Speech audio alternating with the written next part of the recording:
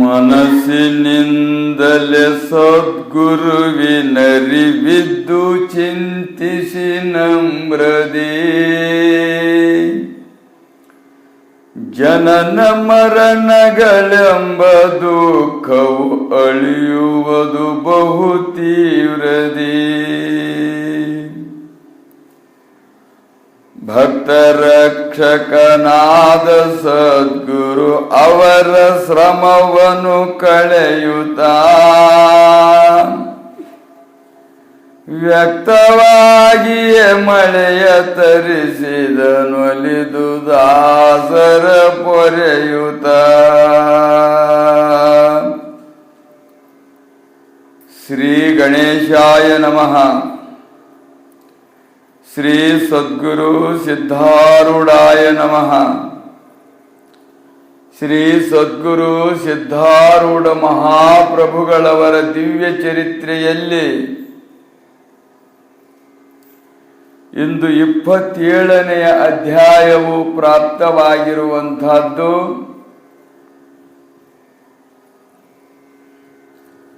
ಗತ ಅಧ್ಯಾಯದಲ್ಲಿ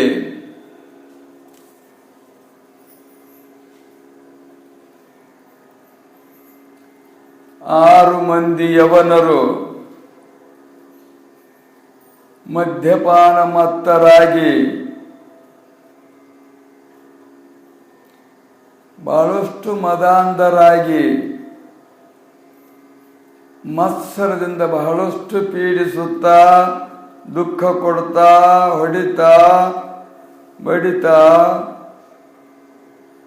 ಮದ್ಯಪಾನ ಕುಡಿಸಲಿಕ್ಕೆ ಬಹಳಷ್ಟು ಒತ್ತಾಯ ಮಾಡ್ತಾ ಬಹಳಷ್ಟು ದುಃಖಗಳನ್ನು ಕೊಟ್ಟರು.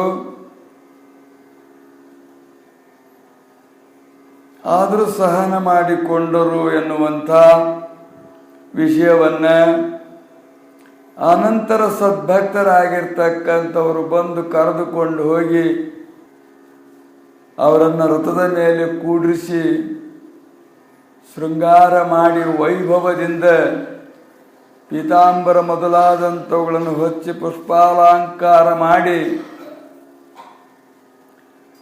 ರಥವನ್ನು ಎಳೆದು ಸಂತೋಷಪಟ್ಟರು. ಅಷ್ಟೆಲ್ಲ ಕಷ್ಟ ಬಿಟ್ಟು ರಥ ಮಾಡಿ ತಮ್ಮ ದೇವತೆಯಾಗಿರ್ತಕ್ಕಂಥದ್ದನ್ನು ಕುಂಡ್ರಿಸಿ ರಥ ಎಳಲಿಕ್ಕೆ ನೋಡಿದಾಗ ರಥ ಚಲಿಸಲಿಲ್ಲ ಅಂಥೇಳಿ ಅದು ಗುರುವಿನ ಅನುಗ್ರಹವಿಲ್ಲದೆ ಚಲಿಸುವುದಿಲ್ಲ ಎನ್ನುವಂಥದ್ದು ಗೊತ್ತಾದಾಗ ಬಂದು ಪ್ರಾರ್ಥಿಸಿ ತಾವು ಕರೆದುಕೊಂಡು ಹೋಗಿ ಅಂಥ ಸಂತೋಷ ಸಂಭ್ರಮ ಸಡಗರದ ಆನಂದ ಸಾಗರದಲ್ಲಿ ಮುಳುಗಿದರು ಎನ್ನುವಂಥ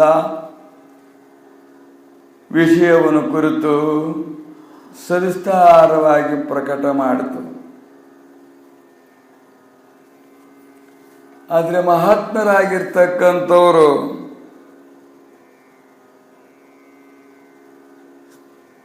ಇಷ್ಟ ವೃತ್ತಿಗಳು ಬಂದು ಅಂದರೆ ಅಥವಾ ಅನಿಷ್ಟ ವೃತ್ತಿಗಳು ಅನಿಷ್ಟ ಪ್ರಸಂಗಗಳು ಬಂದು ಅಂದರೆ ಇಷ್ಟ ಪ್ರಸಂಗಗಳು ಬಂದು ಅಂದರೆ ಎರಡನ್ನು ಸಮಾನವಾಗಿ ಕಾಣತಕ್ಕಂಥವರು. ಸಮಂ ಪಶ್ಯನ್ಹಿ ಸರ್ವತ್ರ ಅಂಥೇಳಿ ಭಗವಂತ ಗೀತೆಯಲ್ಲಿ ಸಮಂ ಪಶ್ಯನ್ಹಿ ಸರ್ವತ್ರ ಸಮವಾಗಿ ಕಾಣತಕ್ಕಂಥದ್ದು. ಇದು ಸಾಮಾನ್ಯರಿಗೆ ಸಾಧ್ಯವೇ ಅಂದರೆ ಸಾಧ್ಯವಾಗುವುದಿಲ್ಲ.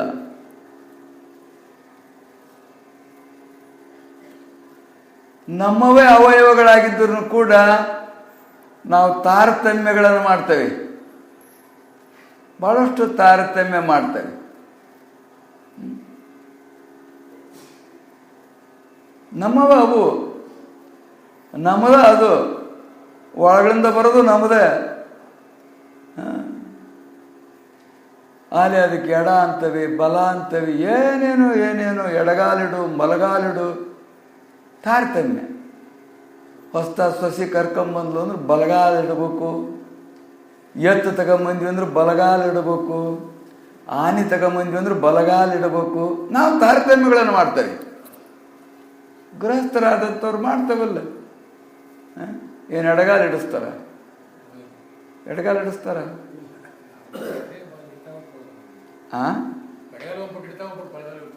ಎತ್ತು ಮಾಡ್ಕೊಂಡು ಹೆಂಡ್ತಿ ಹಂಗೆಲ್ಲರೂ ಎಡಗಾಲ ಇಡ್ತಾಳ, ಆಕೆ ಬಲಗಾಲ ಇಡೋದು. ಅಂದ್ರೆ ನಮ್ದೇನು ಅಂದ್ರೆ ಎಡ ಬಲ ಅನ್ನುವಂಥ ತಾರತಮ್ಯ ಐತಿ ಅಂತ. ಎಡಗಾಲ ಇಡ್ತು ಅಂದ್ರೆ ಮುಗಿತು ಒಂದು ಮನಿ, ಮತ್ತು ಅದನ್ನ ಮಾರಲೇಬೇಕು ಅಂತ. ಎಡಗಾಲಿಟ್ಟು ಬಂತು ಒಳಗೆ ಎತ್ತು ಅಂದ್ರೆ ಅದು ಮುಗಿತ ಒಂದು ಅಂತ. ಅಂದ್ರೆ ನಾವು ಅದು ಅನಿಷ್ಟ ಅಂತವೆ, ಅದು ಎಡಗಾಲಿಟ್ಟದ್ದು. ನಾವು ಮಾಡ್ರೆ ಕರ್ಮ ಅನಿಷ್ಟ ಅನ್ನೋದಿಲ್ಲ. ಆಕಿ ಬಂದಕಿ ಕಾಲ್ಗುಣ ರೀ ಅಂತವೆ. ಆಕಿ ಬಂದು ಮನಿ ಅನ್ನೋದು ಹಾಳಾಗಿ ಒಡೆದು ಚೂರಾಗಿ ಹೋಗ್ಬಿಡ್ತೀರಿ ಅಂತೇಳಿ. ನಾವೇನೇನು ಮಾಡಿದ್ದೇವೆ ಅನ್ನೋದು ನಮಗೆ ಗೊತ್ತಿಲ್ಲ, ಯಾರ ಬಂದರ ಮೇಲೆ ಆರೋಪ ಮಾಡ್ತಕ್ಕಂಥ. ಕಾಗಿ ಕುಂಡ್ರಕ್ಕೂ ಟೊಂಗಿ ಬುರಿಯಕ್ಕೂ ಸಮ ಅಂದಂಗೆ ಅದು ಬರೋದಕ್ಕೂ ಇವನ್ ಕರ್ಮ ಕೂಡಿರೋದಕ್ಕೂ ಇವನ್ ಹಾಳಾಗೋದಕ್ಕೂ ಅದ್ರ ಮೇಲೆ ನೀನು ಕಾಲಿಟ್ಟು ಹಂಗೆ ಮಾಡಿದೆ ಹಿಂಗೆ ಮಾಡಿದೆ ಅಂತ ಇಲ್ಲಿ ಹಿಂಸೆ ಮಾಡಿ ನೋಡಿ ಪಾಪ ಕಟ್ಕೊಂಡು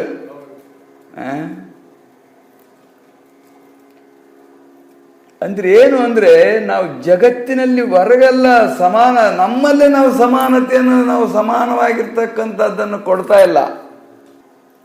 ಇನ್ನು ನಾವು ಹೊರಗೆ ಎಲ್ಲಿ ಸಮಾನತೆ ಕೊಡ್ತೇವೆ? ಹತ್ರ ಯಾರು ಬಂದು ಕುಂದ್ರೆ ಸಮಾನತೆ ಕೊಡ್ತಾವ? ನಮ್ಮ ಮನಸ್ಸಿನಿಂದ ಸಮಾನತೆ ಕೊಡ್ತಾವ ಅವ್ರನ್ನ? ನಮ್ಮಂಗ ಅವರು ಅಂತವ? ಇಲ್ಲ, ಸಮಾನತೆ ನೋಡೋದಿಲ್ಲ ನಾವು. ನಮ್ಗೆ ಅನುಕೂಲವಾಗಿದ್ದನ್ನು ನಾವು ಪ್ರೀತಿಸ್ತೇವೆ, ಪ್ರತಿಕೂಲವಾಗಿದ್ದನ್ನು ದ್ವೇಷ ಮಾಡ್ತೇವೆ. ಅನುಕೂಲವಾಗಿದ್ದರನ್ನ ಪ್ರೀತಿಸ್ತೇವೆ, ಪ್ರತಿಕೂಲವಾದರನ್ನ ದ್ವೇಷ ಮಾಡ್ತೇವೆ. ಮಕ್ಕಳು ತಂದೆ ತಾಯಿಗಳು ಬಹಳ ಪ್ರೀತಿಸ್ತಾರ ಅಂತಾರೆ. ಮೂಲ ನಕ್ಷತ್ರದ ಪಾತಾಳದಾಗಿದ್ದಾಗ ಹುಟ್ಟೈತಿ ಅಂದ್ರೆ ಹಂಗ ಕೊಂದು ಬಿಡ್ತಾರೆ. ಹಿಂದೂ ಕೊಂದರ ಈಗೂ ಕೊಲ್ತಾರೆ, ಕುತ್ತಿಗೆ ಹಿಚಿಗೆ ಬಿಡ್ತಾರೆ. ಮೂಲ ನಕ್ಷತ್ರ ಹುಟ್ಟೈತಿ, ಇದು ತಂದಿನರ ಸಾಯಿಸ್ತತಿ ತಾಯಿನರ ಸಾಯಿಸ್ತತಿ ಅನ್ನೋದು ಹೇಳ್ಬಿಟ್ಟ ಅವನು. ಜ್ಯೋತಿಷ್ಯ ಅಂದ್ರೆ ಮುಗಿದೋತು. ಅಲ್ಲ, ಕೇಳ್ಸಕ್ ಹೋದ್ರೆ ಹೇಳದ ಹಂಗೆ ಹೆದರ್ಸೋದೇ ಕೆಲಸ ಅವ್ರದ್ದು. ಮೊದಲು ಹೆದರಿಸಿ ಸಾವುಕಾರನ್ನ ಬಡವ್ರು ಹೋದ್ರೇನಂತ ಹೆದರ್ಸೋದಿಲ್ಲ. ಈ ಸಾವುಕಾರ ಮಂದಿ ಹೋದಾಗ ಮಾತ್ರ ಭಾಳಷ್ಟು ಹೆದರಿಕೆ ಹುಟ್ಟಿಸಿ ಅವ್ರನ್ನ ತಮ್ಗೇನಾರ ಬರಂಗ ಮಾಡ್ಕೊಂತಾರೆ. ಆ ಶಾಂತಿ ಮಾಡ್ಬೇಕು, ಈ ಶಾಂತಿ ಮಾಡ್ಬೇಕು ಹೇಳುವ ತಾತ್ಪರ್ಯ ಇಷ್ಟೇ. ತಮಗೆ ಅನುಕೂಲವಾಗಲಿಲ್ಲ ಅಂದ್ರೆ, ಅನುಕೂಲ ಆಗಲಿಲ್ಲ ಹೆಂಡತಿ ಅಂದ್ರೆ, ಅನುಕೂಲ ಆಗಲಿಲ್ಲ ಗಂಡ ಅಂದ್ರೆ, ಅನುಕೂಲ ಆಗಲಿಲ್ಲ ಮಕ್ಕಳು ಅಂದ್ರೆ, ಎಲ್ಲರೂ ಕುಂತಾದೇವಿ ಅಂತಕ್ಕೆ ಬಂದು ಹೊಳೆ ಆಗಿಬಿಟ್ಲು. ಕರ್ಣನ್ನ ಯಾಕೆ ಬಿಟ್ಲು? ಲೋಕಾಪಾವದಕ್ಕೆ. ನಮ್ಮದು ಏನು ಪ್ರವೃತ್ತಿ ಅಂದ್ರೆ, ನಮ್ಗೆ ಅನುಕೂಲವಾದವನ್ನು ಸ್ವೀಕಾರ ಮಾಡ್ತೇವೆ, ಪ್ರತಿಕೂಲವಾದ ಕೂಡಲೇ ತಿರಸ್ಕಾರ ಮಾಡ್ತೇವೆ ಅಂಥೇಳಿ ನಮಗೆ ರಾಗದ್ವೇಷದ ಕೂಡಿಕೊಂಡು.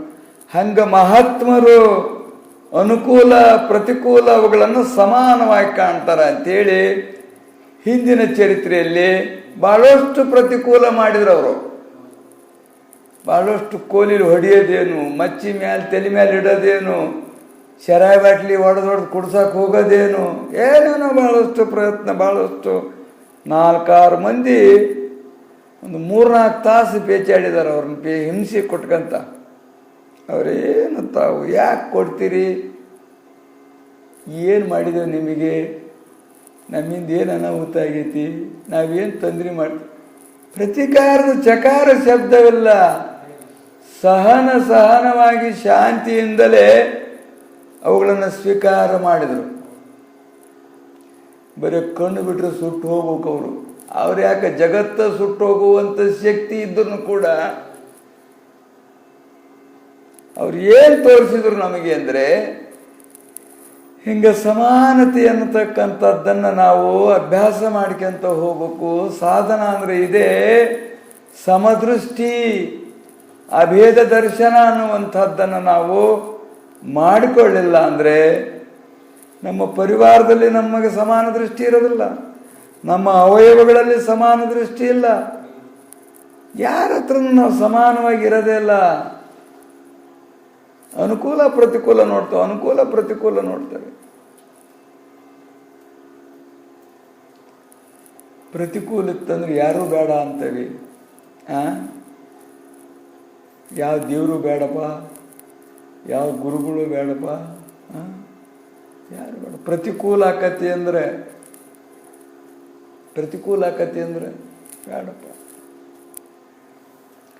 ಹಿಂದರೆಲ್ಲ ನೀಲಿ ಹೊತ್ತಿಗೆಗಳು ಅಂತೇಳಿ ವೇದಾಂತ ಗ್ರಂಥಗಳನ್ನು ಮನೆಯೊಳಗೆ ಇಟ್ಕೊಂಡ್ರೆ ಕೋಲಿಲೆ ದೂಡಿ ಸುಡ್ತಿದ್ರು. ಯಾಕಂದ್ರೆ ನಮ್ಮ ಮಗ ಓದಿ ಹುಚ್ಚು ಹಿಡಿದು ಬಿಡ್ತದ, ಅವನಿಗೆ ಸನ್ಯಾಸಿ ಆಗಿಬಿಡ್ತಾನೆ, ನಮಗ್ ದುಡಿಯೋಕಿಲ್ದಂಗ ಆಕತಿ. ಆ ಗ್ರಂಥದ ಮೇಲೆ ಸೇತ ದ್ವೇಷ. ಇನ್ಯಾತ್ರ ಮೇಲೆ ನಾವು ದ್ವೇಷ ಮಾಡಲ್ಲ, ಅದ್ರ ಮೇಲೆ ದ್ವೇಷ ಮಾಡಲ್ಲ. ಆದ್ರ ಹಿಂದೆ ಅನುಭವಿಸಿದರು. ಹಂಗೆ ಬಂದಾಗ ಕುಗ್ಗಲಿಲ್ಲವರು. ಎಲ್ಲರೂ ಬಂದು ಸಾಷ್ಟಾಂಗ ಹಾಕಿ ಹೊಗಳಿ ಸ್ತೋತ್ರ ಮಾಡಿ ಅವ್ರ ಮನವೊಲಿಸ್ಕೊಂಡು ಕರ್ಕೊಂಡು ಹೋಗಿ ಸಿಂಗರಿಸಿ ರಥದ ಮೇಲೆ ಕುಂಡ್ರಿಸಿ ವೈಭವದಿಂದ ಜೈಕಾರ ಆಗ್ತಾ ರಥ ಎಳೆದ್ರೆ ಹಿರಿ ಹಿಗ್ಗಲಿಲ್ಲ. ನಾವೊಂದು ಸ್ವಲ್ಪ ಹೊಗಳಿದ್ವಿ ಅಂದ್ರೆ ಹಿಂಗಾಗಿಬಿಡ್ತವಿ, ಸ್ವಲ್ಪ ತೆಗಳಿದ್ವಿ ಅಂದ್ರೆ ಹಿಂಗಾಗಿಬಿಡ್ತಾವೆ. ಒಂದ ಪಟ್ಟಿಗೆ ರಬ್ಬರ್ ಇದ್ದಂಗ ಹಿಚ್ಚಿದ ಕೂಡಲೇ ಹೀಸ್ತವಿ, ಕೈ ಬಿಟ್ಟು ಕೂಡಲೇ ಮಾಡ್ತೀವಿ. ಹೊಗಳು ನೋಡಿ ಎಷ್ಟು ಸಂತೋಷ ಆಗ್ಬಿಡ್ತತಿ. ಅದ ಅವರು ಏನಾರ ದೋಷಗಳನ್ನು ತೆಗಳಕ್ಕೆ ಹಚ್ಚಿ ನೋಡು, ಅವ್ರ ಸುದ್ದಿನೇ ಬೇಡಪ್ಪ ಅಂತಾರೆ. ಅವ್ರ ಪುರಾಣನೂ ಬೇಡ, ಅವ್ರ ಪ್ರವಚನನೂ ಬೇಡ, ಅವ್ರ ಆಶೀರ್ವಾದನೂ ಬೇಡ, ಆಶೀರ್ವಚನನೂ ಬೇಡ ಅಂತಾರೆ. ಅವ್ರಿಗೆ ಅನುಕೂಲ. ನೀವು ಮನ ಬಂದಂತೆ ನೆಡ್ರಿ ಅಂತ ಹೇಳಿರ್ತಾರಲ್ಲ, ಅವರು ಬಹಳ ಸಂತೋಷವಾಗಿ ಕೇಳಕ್ಕಾಕತಿ. ಆತಂಕ ಮಾಡೋರಿಗೆ, ಶಿಕ್ಷೆ ಮಾಡೋರಿಗೆ, ಪರಿವರ್ತನೆಗೊಳಿಸೋರಿಗೆ, ಧರ್ಮ ಸತ್ಯ ನೀತಿಯೊಳಗೆ ನಡೆಸ್ತಕ್ಕಂಥ ಪ್ರಯತ್ನ ಮಾಡ್ತಕ್ಕಂಥವರಿಗೆ ಅದು ಅನುಕೂಲ ಆಗೋದಿಲ್ಲ. ನಮ್ಗೆ ಅನುಕೂಲ ಆಗೋದು ಹೇಳಿದ್ರೆ ಮಾತ್ರ ನಮ್ಗೆ ಪ್ರೇಮ. ನಮಗದು ವಿರುದ್ಧ ಆಗತ್ತೆ ಅಂದರೆ ಎಲ್ಲದರೊಳಗೂ ಐತಿ. ಆದರೆ ಅವರು ಹಿಗ್ಗಲಿಲ್ಲ, ಕುಗ್ಗಲಿಲ್ಲ. ಇದು ಸಮಾನ ದೃಷ್ಟಿ ಅಂತೇಳಿ. ಇನ್ನು ಪ್ರಾರಬ್ಧಗಳೆನ್ನತಕ್ಕಂಥವುಗಳು ಇಚ್ಛಾ ಪ್ರಾರಬ್ಧ, ಅನಿಚ್ಛಾ ಪ್ರಾರಬ್ಧ, ಪರೇಚ್ಛಾ ಪ್ರಾರಬ್ಧ ಅಂಥೇಳಿ. ಪ್ರಾರಬ್ಧ ಅಂದರೆ ಕರ್ಮ, ಅನುಭವಿಸುವುದು, ದುಃಖವೋ ಸುಖವೋ ಅನುಭವಿಸುವುದು ಪ್ರಾರಬ್ಧ ಅಂತಾರೆ. ನಮ್ಮ ಪ್ರಾರಬ್ಧಪ್ಪ, ಏನು ಮಾಡಿದ್ವಿ ನಾವು ಹಿಂದಿನ ಜನ್ಮದೊಳಗೆ ಅದನ್ನು ಅನುಭವಿಸ್ತಾ ಇದ್ದವಪ್ಪ. ನಮ್ಮ ಪ್ರಾರಬ್ಧ, ನಮ್ಮ ಹಣೆ ಬರ ಕೆಟ್ಟತಿ.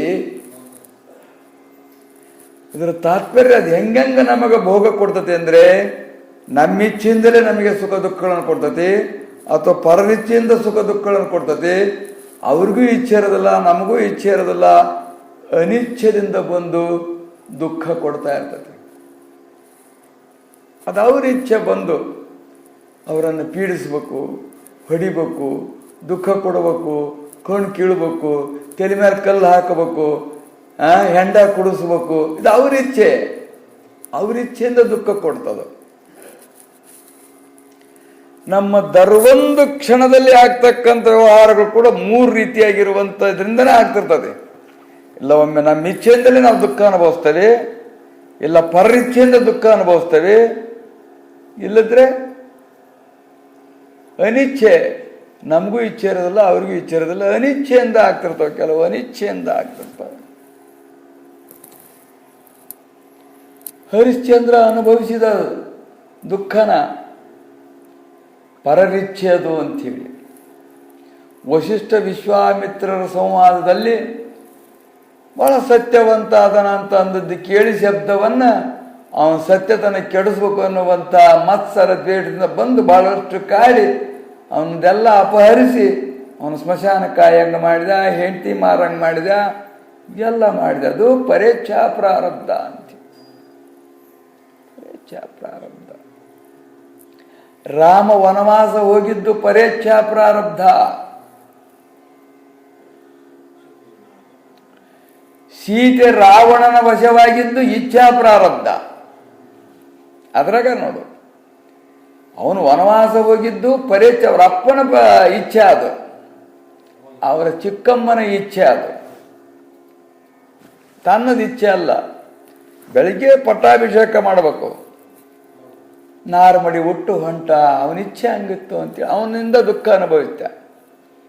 ಈಕಿ ರಾವಣನ ವಶ ಹೆಂಗಾದ್ಲು ಅಂದರೆ, ಸ್ವರ್ಣ ಮೃಗವಾಗಿರ್ತಕ್ಕಂಥದ್ದು ಆಕೆ ಮೋಹಿಸಿದ್ದು, ಆಕೆ ಹಠ ಮಾಡಿದ್ದು, ತಂದು ಕೊಟ್ಟೇ ತೀರ್ಬೇಕು ಅನ್ನುವಂಥ ಪ್ರಬಲವಾಗಿರ್ತಕ್ಕಂಥ ಹಠಮಾರಿತನ ಮಾಡಿದ್ರದಿಂದ ಆಕೆಯ ಬೈಕಿಯನ್ನು ಈಡೇರಿಸಲಿಕ್ಕೆ ಹೋದಾಗ ಆಕೆ ರಾವಣನ ವಶವಾಗಿ ಬಿಟ್ಲು.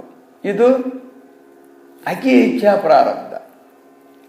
ಲಕ್ಷ್ಮಣ ಬಂದದ್ದು ಇಚ್ಛಾ, ಅವನಿಚ್ಛೆ ಪ್ರಾರಬ್ಧ. ಅದು ರಾಮಂದು ಪರೇಚ್ಛಾ ಪ್ರಾರಬ್ಧ. ಹೀಗೇನೆ ನಮಗೆ ಕ್ಷಣ ಕ್ಷಣಕ್ಕೂ ಕೊಡ್ತಾವಲ್ಲ, ಹಾಗೇನೆ ಆಗ್ತಿರ್ತಾವೆ. ನಮಗೆ ಗೊತ್ತಿಲ್ಲ ಅಷ್ಟೇ, ಇದು ಹೆಂಗೆ ಏನಾಯ್ತು, ಯಾತ್ರಿಂದ ಬಂತು, ಏನಾಗ್ತದೆಲ್ಲ ಗೊತ್ತಿಲ್ಲ. ನಮ್ಮ ಪ್ರಾರಬ್ಧವೆನ್ನುವಂಥದ್ದು 3 ರೀತಿಯಾಗಿರುವಂಥ ಭೋಗವನ್ನು ಕೊಡ್ತದೆ ಎಲ್ಲರಿಗೂ, ದೇವಾನುದೇವತೆಗಳಿಗೂ, ಎಲ್ಲ ಶರೀರಗಳಿಗೂ. 84 ಲಕ್ಷ ಜೀವರಾಶಿಗಳೇನಿದಾವೆ ಎಲ್ಲವಕ್ಕೂ, ಸುಪ್ತ ಜೀವಿಗಳಿರಬಹುದು, ಅವು ಜಾಗೃತ ಜೀವಿಗಳಿರಬಹುದು, ಎಲ್ಲವಕ್ಕೂ ಕೊಡ್ತಕ್ಕಂಥದ್ದು ಈ 3 ರೀತಿಯಾಗಿರ್ತಕ್ಕಂಥದ್ದು. ಹಾಗೆ ಅವರಿಚ್ಛೆಯಿಂದ ಬಂತದ್ದು ದುಃಖ, ಅದನ್ನು ಸ್ವೀಕಾರ ಮಾಡಿದರು. ಅವರಿಚ್ಛೆಯಿಂದ ಬಂತು ರಥ ಏರಲಿಕ್ಕೆ, ಅದನ್ನು ಸ್ವೀಕಾರ ಮಾಡಿದರು. ಎರಡನ್ನು ಸ್ವೀಕಾರ ಮಾಡಿ ಅನುಭವಿಸೇ ತೀರ್ಬೇಕು ಅನ್ನತಕ್ಕಂಥದ್ದು ಇದು ನೇಮ. ಬರಲುಳ್ಳ ದುಃಖವನ್ನು ಅನುಭವಿಸದೆ ಬೇರೆ ಪರಿಹಾರವದಕ್ಕಿಲ್ಲ. ಇಹುದು ಎಂದೊಡೆ ರಾಮನಳ ಪಾಂಡವರು ನೊಯ್ಯಲೇಕೆ ಅಂತೇಳಿ ಶ್ರೀಮನ್ ನಿಜಗುಣದೇವರು ಹೇಳಿದರು. ಬರಲುಳ್ಳ ಸುಖ ದುಃಖವ ಬರ್ತಕ್ಕಂಥದ್ದನ್ನು ನಾವು ಅನುಭವಿಸೇ ತೀರ್ಬೇಕ ಹೊರತು ಅದು ಅನುಭವಿಸದೆ ಬೇರೆ ಪರಿಹಾರವದಕ್ಕಿಲ್ಲ ಅಂಥೇಳಿ. ಅದು ಯಾವ ರೂಪದಿಂದ? ಇಚ್ಛಾ ಅನಿಚ್ಛಾ ಪರೇಚ್ಛಾ ರೂಪದಿಂದ ಬರ್ತಕ್ಕಂಥದ್ದು.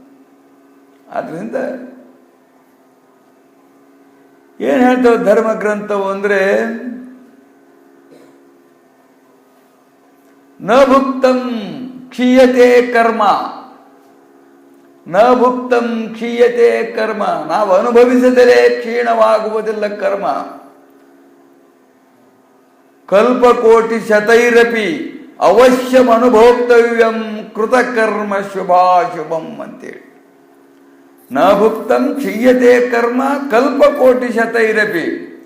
ನಾವು ತಪ್ಪಿಸಿ ಹೋದ್ರೂ ಕೂಡ ಅದು ಎಲ್ಲೆಲ್ಲಿ ಕಲ್ಪದವರೆಗೂ ಇದ್ದದು ಪಕ್ವವಾಗಿ ಆ ಫಲವನ್ನು ಕೊಟ್ಟೇ ತೀರ್ತದ ಹೊರತು ಅದು ಕೊಡದೆ ಬಿಡುವುದಿಲ್ಲ ಅಂಥೇಳಿ ಅವಶ್ಯ ಅನುಭವಿಸಬೇಕು. ಅವಶ್ಯ ಅನುಭವಿಸ. ಈ ಅಪರಾಧದಿಂದ ಬಂದು ನಾವು ಇವ್ರಿಗೇನು ಲಂಚ ಪಂಚ ಕೊಟ್ಟು ಉಳ್ಕೊಂಡ್ಬಿಡ್ತವೆ ಅಂತ ಅನುಭವದಿಲ್ಲಿ. ಈ ಕೊಲೆ ಮಾಡಿ, ಹಿಂಸೆ ಮಾಡಿ, ದರೋಡೆ ಮಾಡಿ, ಏನೇನೋ ಅದಾವಲ್ಲವೆಲ್ಲ ಅವನು ಮಾಡಿ ನಾವು ಜಯಿಸ್ಬೋದು ಅಂತ ಇಲ್ಲಿ ನಿನಗೆ ಹೆಂಗ್ ರೀತಿಯಿಂದ ಜಯಿಸಲಕ್ಕಾಗ ಇಲ್ಲೇನೋ ನೀನು ಹಂಗ ಮಾಡಿದೆಯೇ. ನೀನು ಮಾಡಿದ್ರು ಕೂಡ ಅದು ನಿನ್ನ ಯುಗದವರೆಗೂ ತಾನದು ಇದ್ದು ಕಾಡ್ತತೆ ಅಂಥೇಳಿ. ಯಾವಾಗಾದ್ರೂ ಬಂದು ಕಾಡ್ತದ, ಬಿಡೋದಿಲ್ಲ ಅಂಥೇಳಿ. ಅದು ಶಾಪ ರೂಪದಿಂದನೋ, ಅದು ಪ್ರಾಯಶ್ಚಿತ್ತ ರೂಪದಿಂದನೋ, ಅದು ದುಃಖ ರೂಪದಿಂದನೋ, ರೋಗ ರೂಪದಿಂದನೋ, ದರಿದ್ರ ರೂಪದಿಂದನೋ, ಯಾವ್ಯಾವ ರೂಪದಿಂದ ಬರಬೇಕು ಅನ್ನತಕ್ಕಂಥದ್ದಿರ್ತದೋ ಅದು ಆ ರೀತಿ ಬಂದೇ ಬರ್ತದ ಹೊರತು ಬಿಡ್ತಕ್ಕಂಥದ್ದಲ್ಲವೇ ಅಲ್ಲ ಅಂಥೇಳಿ. ಅದಕ್ಕೆ ವ್ಯಾಸರು ಜುಣಿಗಿ ತಾನು ನಲ್ಲೊಲ್ಲೆನೆಂದರೆ ಅಣಕವೇ ತಮ್ಮಪ್ಪನುಂಬನೆ ಎಣಿಸಿ ನೋಡಲು ಈಶ್ವರಾಜ್ಞೆಯ ಮೀರಲವಲ್ಲ ಅಂತೇಳಿ. ಹಣೆಯ ಬರಹವ ಮೀರಿ ನಡೆವರೆ ತ್ರಿಣಯನಿಗೂ ಮಳವಲ್ಲ ಮಿಕ್ಕಿನ ಬಣಗುಗಳ ಪಾಡೇನು ಪೂರ್ವದ ಕರ್ಮ ಫಲಗಳನ್ನು. ಹಣೆ ಬರ ಅನ್ನುವಂಥದ್ದೈತಲ್ಲ, ಹಿಂದೆ ಮಾಡಿದ ಕರ್ಮ ಅನ್ನುವಂಥದ್ರ ಫಲವನ್ನು ಜುಣಿಗಿ ನಾವು ಮಾಡಿ ಉಣ್ಣಾಕ ಒಲ್ವಿ ಅಂದ್ರೆ ಅದೇ ನಿಮ್ಮ ಅಪ್ಪ ಉಣ್ತಾನ ಅಂತಾರವರು. ನೀನೇ ಉಣ್ಬೇಕು. ಅವರು ತ್ರಿಮೂರ್ತಿಗಳು ಕೂಡ ಆಗೋದಿಲ್ಲ, ಅವರು ಅನುಭವಿಸ್ಬೇಕು ಅಂತ ನೇಮ ಐತಿ. ಅವರು ಅನುಭವಿಸ್ಬೇಕು. ದಶಾವತಾರ ಯಾಕೆ ಎತ್ತಿದ ಅಂದ್ರೆ ಅವನ ಕರ್ಮದಿಂದ. ಋಷಿಪತ್ನಿಯರನ್ನ ತಾನು ಭೀಕರ ರೂಪದಿಂದ ಸ್ನಾನಕ್ಕೆ ಹೋದಾಗ ತೋರಿಸಿದಾಗ ಅವು ಭಯಭೀತರಾಗಿ ಸತ್ತು ಹೋಗ್ಬಿಟ್ಟವು. ಋಷಿಗಳು ಬಂದು ಶಾಪ ಕೊಟ್ಟರು ವಿಷ್ಣುವಿಗೆ. ಹಿಂಗೆ ಅನಂತ ಇತಿಹಾಸಗಳು ಕೂಡಿ ರಾಮಾದ ಅಂಥೇಳಿ ಎಲ್ಲ ಅವರ ಶಾಪದಿಂದ ಅವತಾರ ಎತ್ತಿರ್ತಕ್ಕಂಥವ್ರು. ಎತ್ತಿದ್ರು ಕೂಡ ಉದ್ದೇಶವೈತಲ್ಲ, ಸಾರ್ಥಕದ ಉದ್ದೇಶನೇ ಇರ್ತದೆ ಅವ್ರದ್ದು, ಜಗತ್ ಕಲ್ಯಾಣದ ಉದ್ದೇಶನೇ ಇರ್ತಕ್ಕಂಥ. ಅವರು ಅನುಭವಿಸಿದ್ರು ಕೂಡ ದುಃಖವನ್ನ ಅವನ್ನ ವಲ್ಯ ಅನ್ನೋದಿಲ್ಲ. ಅವರು ರಾಮ ವಲ್ಯ ಅನ್ನಲಿಲ್ಲ, ಬಂದಿರತಕ್ಕಂಥ ದುಃಖವನ್ನ ಸುಮ್ಮನೆ ಅನುಭವಿಸಬೇಕು ಅನ್ನುವಂಥ ತತ್ವವನ್ನು ಬೋಧಿಸುವುದಕ್ಕೋಸ್ಕರವಾಗಿ. ಹಾಗೆ ಮಹಾತ್ಮರಾಗಿರ್ತಕ್ಕಂಥವರು ಹಿಂದಿನ ಪ್ರಸಂಗದಲ್ಲಿ ಅನಿಷ್ಟ ಪ್ರಸಂಗಗಳು ಎಷ್ಟೇ ಬಂದರೂ ಕೂಡ ಅವುಗಳನ್ನು ಪರೀಕ್ಷೆಯಿಂದ ಬಂದಿರತಕ್ಕಂಥ ಪ್ರಾರಬ್ಧ ಇದು ಅನುಭವಿಸಿದಂಗೆ ತೀರ್ತತಿ ಅನ್ನುವಂಥ ನಿಜವಾದ ತತ್ವ ಅದು. ನಾವು ಸಾಲ ಕೊಟ್ಟಂಗೆ ತೀರ್ತಾ ಹೋಗ್ತತಿ, ಬಿಟ್ಟಂಗೆ ಸಾಲ ಬಿಟ್ಟಂಗೆ ಎಷ್ಟು ಬಡ್ಡಿ, ಅದಕ್ಕೆ ಬಡ್ಡಿ ಚಕ್ರ ಬಡ್ಡಿ. ₹1 ₹2 ಕೊಟ್ಟವ್ರು ಎಷ್ಟೋ 100 ಎಕರೆ ಹೊಲ ಮಾರತಂಕ ಹೋಗಿದ್ದಾರೆ ಬಡ್ಡಿ ಹಾಕ್ಯಂತ ಹೋಗಿ. ಅವನು ಎಷ್ಟಾಗೈತೆ ಅಂತ ಹೇಳಂಗಲ್ಲ, ಇವನಿಗೆ ಕೇಳಂಗಲ್ಲ. ಬಡ್ಡಿಗೆ ಬಡ್ಡಿ ಮರಿ ಬಡ್ಡಿ, ಆ ಬಡ್ಡಿ ಈ ಬಡ್ಡಿ ಹಾಕಿ ಇಷ್ಟಾಗೈತೆ ನೋಡಪ್ಪ ನಿಂದು ಅಂಥೇಳಿ ತೋರಿಸ್ತಾರೆ. ₹10 ಕಷ್ಟಬಿಟ್ಟು ಕೊಟ್ಟುಬಿಟ್ಟದ ಅಂದ್ರೆ ಮುಗಿತಿತ್ತು. ಉಳಿಸ್ಕೊಂಡಿದ್ರ ದಶೆಯಿಂದ ಅದು ಕೊಡಮಟ್ಟ ಯಾರಾದರೂ ಹೋಗೋದೇ ಇಲ್ಲ ಅದು ಅದೇನೇನು ಮಾಡ್ಬೇಕು ಅದು ಮಾಡೇ ತೀರುವಂಥದ್ದಾಗುವುದು. ಇದು ವಿಧಿನೇಮವಾಗಿರ್ತಕ್ಕಂಥದ್ದು. ಆದ್ದರಿಂದ ಮಹಾತ್ಮರಾಗಿರ್ತಕ್ಕಂಥವ್ರು ಪರರಿಚ್ಛೆ ಅನ್ನುವಂಥದ್ದನ್ನು ಸ್ವೀಕಾರ ಮಾಡಿ ತಾವು ಅನುಭವಿಸಿದರು ನಮಗೆ ಮಾರ್ಗದರ್ಶನ ಮಾಡಲಿಕ್ಕೆ ನೀವು ಈ ರೀತಿಯಾಗಿ ನಡಿಬೇಕು. ಬಂದಿರತಕ್ಕಂಥವುಗಳನ್ನು ಸಹನತೆಯಿಂದ ಅವುಗಳನ್ನು ನಾವು ಸ್ವಾಗತ ಮಾಡೋದು ಕಲಿಬೇಕು. ಮೊದಲ ದುಃಖಗಳನ್ನು, ಅಪಮಾನಗಳನ್ನು, ನಿಂದೆಗಳನ್ನು ನಾವು ಸ್ತುತಿ ಸ್ವಾಗತ ಮಾಡ್ತೇವೆ, ಸನ್ಮಾನ ಸ್ವಾಗತ ಮಾಡ್ತೇವೆ, ಲಾಭ ಸ್ವಾಗತ ಮಾಡ್ತೇವೆ, ನಷ್ಟ ಸ್ವಾಗತ ಮಾಡೋದಲ್ಲ. ನಾವು ಎರಡನ್ನು ಸ್ವಾಗತ ಮಾಡಬೇಕು, ಎರಡನ್ನು ಸಮಾನವಾಗಿ ಕಾಣಬೇಕು ಅಂತ ಹೇಳಿ. ಲಾಭ ಜಯಾಪಜಯವು ಸುಖ ದುಃಖ ಇದು ದ್ವಂದ್ವಾತೀತ ಸ್ಥಿತಿ ಅಂತ ಹೇಳಿ ಹೀಗೆ ಅಭ್ಯಾಸ ಮಾಡಲಿ ಸಾಧಕರು ಸದ್ಭಕ್ತರು ಅನ್ನುವಂಥ ಉದ್ದೇಶದಿಂದ ತಮ್ಮ ಸಂಕಲ್ಪದಿಂದಲೇ ಆ ಪರೀಕ್ಷಾ ಪ್ರಾರಬ್ಧಗಳನ್ನು ಸಂಕಲ್ಪ ಮಾಡಿಕೊಂಡು ಬರಮಾಡಿಕೊಂಡು ಅವುಗಳನ್ನು ಅನುಭವಿಸುತ್ತಾ ಅದರಿಂದ ಹೊರಗೆ ಇದ್ದರು ಎನ್ನುವಂಥ ವಿಷಯವನ್ನು ಬಹಳಷ್ಟು ಅರ್ಥಪೂರ್ವಕವಾಗಿ ನಾವು ಪ್ರತಿಕಾರ ಮಾಡಬಾರ್ದು, ಪ್ರತಿರೋಧ ಮಾಡಬಾರ್ದು. ಬಂದದ್ದನ್ನು ಸುಮ್ಮನೆ ಅನುಭವಿಸಿ ತೀರ್ಸ್ಕೊಂಡ್ಬಿಡ್ಬೇಕು. ತೀರ್ಸ್ಕೊಂಡ್ರೆ ಅದು ಕಡಿಮೆ ಆಗಿಬಿಡ್ತತಿ, ಇಲ್ಲ ಅಂದರೆ ಅದು ಕಡಿಮೆ ಆಗ್ತಕ್ಕಂಥದ್ದು ಆಗುವುದಿಲ್ಲ.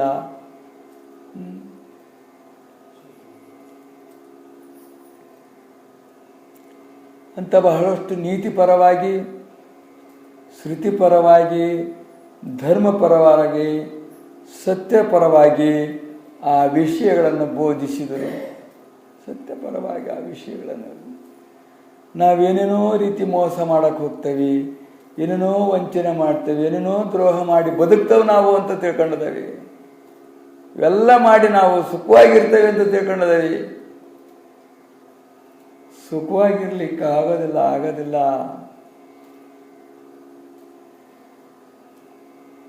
ಸುಧಾಮ ಶ್ರೀಕೃಷ್ಣನ ಮಿತ್ರ. ಸುಧಾಮ ಹೋದಲ್ಲ ಅವನು. ಸುಧಾಮ ಬರೀ ಹಿಡಿ ಅವಲಕ್ಕಿಯನ್ನು ಅವನಿಗೆ ಕೊಡದಲೆ ಕದ್ದು ತಿಂದಿದ್ರದಿಂದ ದರಿದ್ರಾವಸ್ಥೆಯಾಗಿರ್ತಕ್ಕಂಥದ್ದು ಬಂದು ಪಡಬಾರ್ದ ಪಟ್ಟು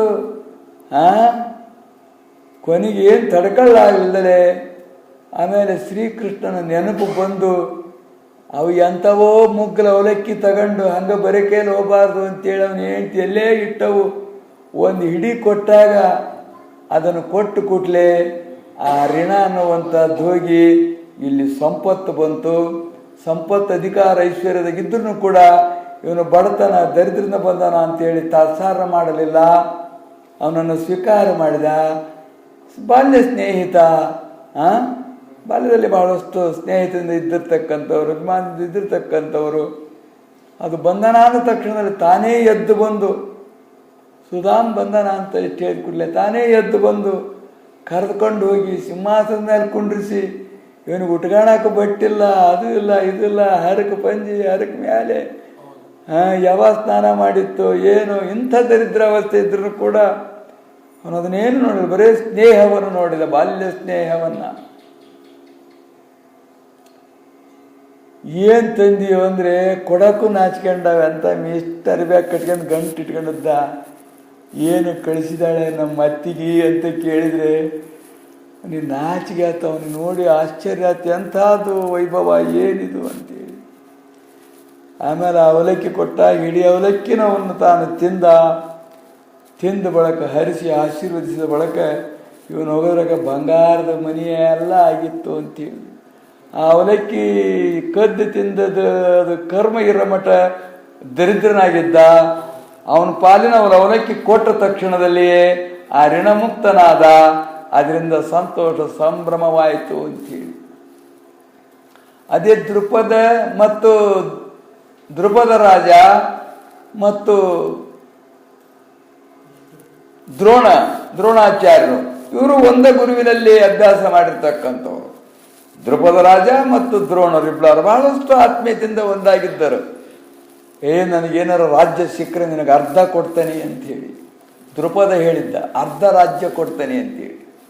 ನಾನು ರಾಜ ಏನಾರಾದರೆ ವಿದ್ಯಾಭ್ಯಾಸ ಮಾಡ್ತಿದ್ರು, ಮುಂದೆ ಅವನು ಭೋಗದಾಗ ರಾಜ್ಯ ಬಂತು, ರಾಜ ಆದ ಅವನು ಕ್ಷತ್ರಿಯ, ಇವರು ಬ್ರಾಹ್ಮಣರು, ವಿದ್ಯೆ ಕಲಿಸ್ತಕ್ಕಂಥ ವೃತ್ತಿಯಿಂದ ತಾವು ಹೊರಟರು. ಹೀಗಾಗ್ತಾ ಅವನಿಗೆ ಅಶ್ವತ್ಥಾಮ ಎನ್ನುವಂಥ ಮಗ ಹುಟ್ಟಿದ ಬಳಿಕ ತಾಯಿ ಮೇಲೆ ಹಾಲಾದ ಬಳಿಕ ಮಕ್ಕಳು ಹಾಲು ಕೇಳ್ತಿರ್ತವೆ.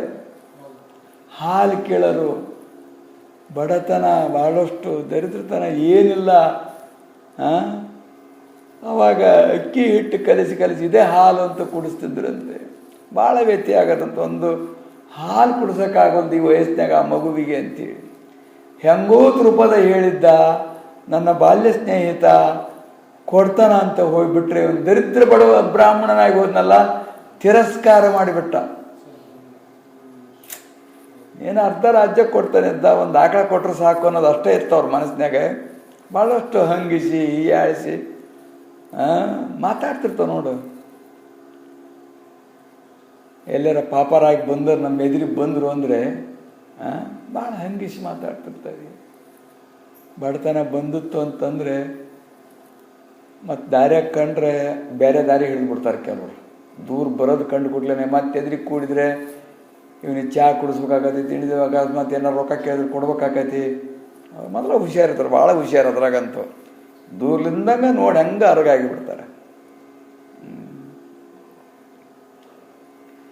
ಅವ್ರಿಗೆ ಅಂತಲ್ಲ, ಇವ್ರಿಗೆ ಅಂತಲ್ಲ, ಕೇಳೋರು ನಿಮಗೆ ಅಂತಲ್ಲ, ಹೇಳೋರು ನಮಗೆ ಅಂತಲ್ಲ. ಆ ಕೈ ಪ್ರಸಂಗಗಳು ಬಂದ ನಮಗೂ ಅನುಭವ ಅದಾವೆ, ನಿಮಗೂ ಅನುಭವ ಅದಾವೆ. ನಿಮಗೂ ಅನುಭವ ಅದಾವೆ, ನಮಗೂ ಅನುಭವ ಅದಾವೆ. ನಾವು ಅನುಭವಿಸಿದ್ದೀವಿ, ನೀವು ಅನುಭವಿಸ್ತಾ ಇದ್ದೀರಿ.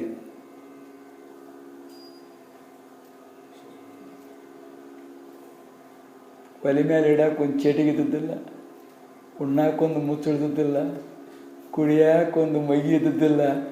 ಇಂಥ ಕೆಲವು ದಿವಸದೊಳಗೆ ಒಬ್ಬರು ಸುಳಿಲಿಲ್ಲ, ಒಬ್ಬರು ಹತ್ರ ಬರಲಿಲ್ಲ. ಹೆಂಗದಿರಿ, ಏನು ಮಾಡ್ತೀರಿ ಅಂತ ಕೇಳಲಿಲ್ಲ. ಹಂಗೆ ಚಿಗತಂಗ ನೋಡು.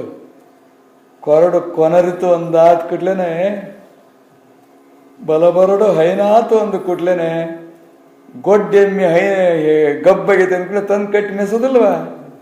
ಹಂಗೆ ಮೇಯಿಸ್ತಾರೆ ಈಗ. ಯಾಕಂದ್ರೆ ಹಾಲು ಹಿಂಡ್ತತಿ ಈಗ ಅಂತ. ಅದು ಕೊನರುವುದು, ಬಲುಬರಡು ಹಯನಾಗುವುದು, ಕುರುಡಂಗೆ ಕಣ್ಣುಬಹುದು ನಿನ್ನ ಒಲಿಮೆಯಿಂದ ಅಂತೇಳಿ. ಹಂಗಿರ್ತಕ್ಕಂಥ ಕೊರಡೋ ಗೊಡ್ಡೋ ಏನೋ ಆಗಿತ್ತಿದು ಹೇಳೋದು. ಅದು ಚಿಗುತ್ ಬಳಕೆ ನೋಡ್ತಿದ್ದೆ ಅವಾಗ, ಯಾಕೆ ಒಬ್ಬರು ಸುಳಿವಲ್ರಲ್ಲ ನಮ್ಮ ಹತ್ರ ಅಂತ. ಬಂದ್ರೆ ಪಾಡ ಬಿಡೋದ್ಲಾಗ ಅತಿಥಿ ಸತ್ಕಾರ ಮಾಡಬೇಕು, ಮಾಡೋಕ್ಕೆ ಅವಕಾಶ ಇಲ್ಲ. ಹೌದಾ? ಬಂದರೆ ಸತ್ಕಾರ ಮಾಡ್ಬೇಕಲ್ಲ, ಅವಾಗ ಬರ್ದ ಪಾಡು ನಮಗೆ ಅನಿಸ್ತಿತ್ತು. ಅವಾಗ ಭಾಳ ವರ್ಷಗಳು ಹಿಡ್ದವು ಕೆಲವ್ರಿಗೆ, ಭಾಳ ದಿವಸಗಳು ಹಿಡ್ದವು ಕೆಲವ್ರಿಗೆ. ನಿನಗೆಷ್ಟು ವರ್ಷ ಹಿಡ್ದತ್ತ ಚಸ್ಮಾ? 3 ವರ್ಷ ಅವನಿಗೆ ಹಿಡಿತು. ಯಾಕಂದ್ರೆ ಅಲ್ಲಿ ಅಡುಗೆ ಮಾಡೋಕೆ ಒಂದು ಗಡಿಗಿಲ್ಲ, ಕುಡಿಯೋಕೆ ಮಗಿ ಇಲ್ಲ, ಹಾಸಾಕಿಲ್ಲ, ಹೊಚ್ಚಾಕಿಲ್ಲ ಅಂತೇಳಿ 3 ವರ್ಷ ಹಿಡಿತು. ಇವೆಲ್ಲ ಇರ್ಬೇಕಿವು. ಇವೆಲ್ಲ ಇದ್ರೆ ಚೆನ್ನಾಗಾಗೋದು.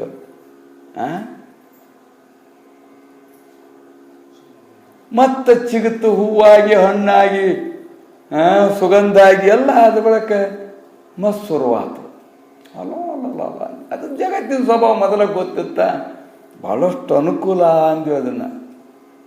ಅದು ಅನುಕೂಲ ಅಷ್ಟು ಈಗ ಅನುಕೂಲ ಇಲ್ಲ ನಮಗೆ. ಅದು 12 ವರ್ಷದಷ್ಟು ಅನುಕೂಲ. ಎಷ್ಟು ಅನುಕೂಲ ಇತ್ತು ಅಂದರೆ ನಮಗೆ ಸ್ವಾಧ್ಯಾಯಕ್ಕೆ, ಸಾಧನಕ್ಕೆ, ಜಪತಪಗಳಿಗೆ. ನಾವು ಸಿದ್ಧಾರೂಢ ಚರಿತ್ರೆ ಈಗ ಹೇಳೋದಕ್ಕೂ ಆಗ ಹೇಳೋದಕ್ಕೂ ಭಾಳ ವ್ಯತ್ಯಾಸ ಐತಿ. ಆವಾಗೇ ಹಿಂಗೆ ಹೊರ ಪ್ರವೃತ್ತಿ ಇಲ್ಲೇ ಇಲ್ಲ.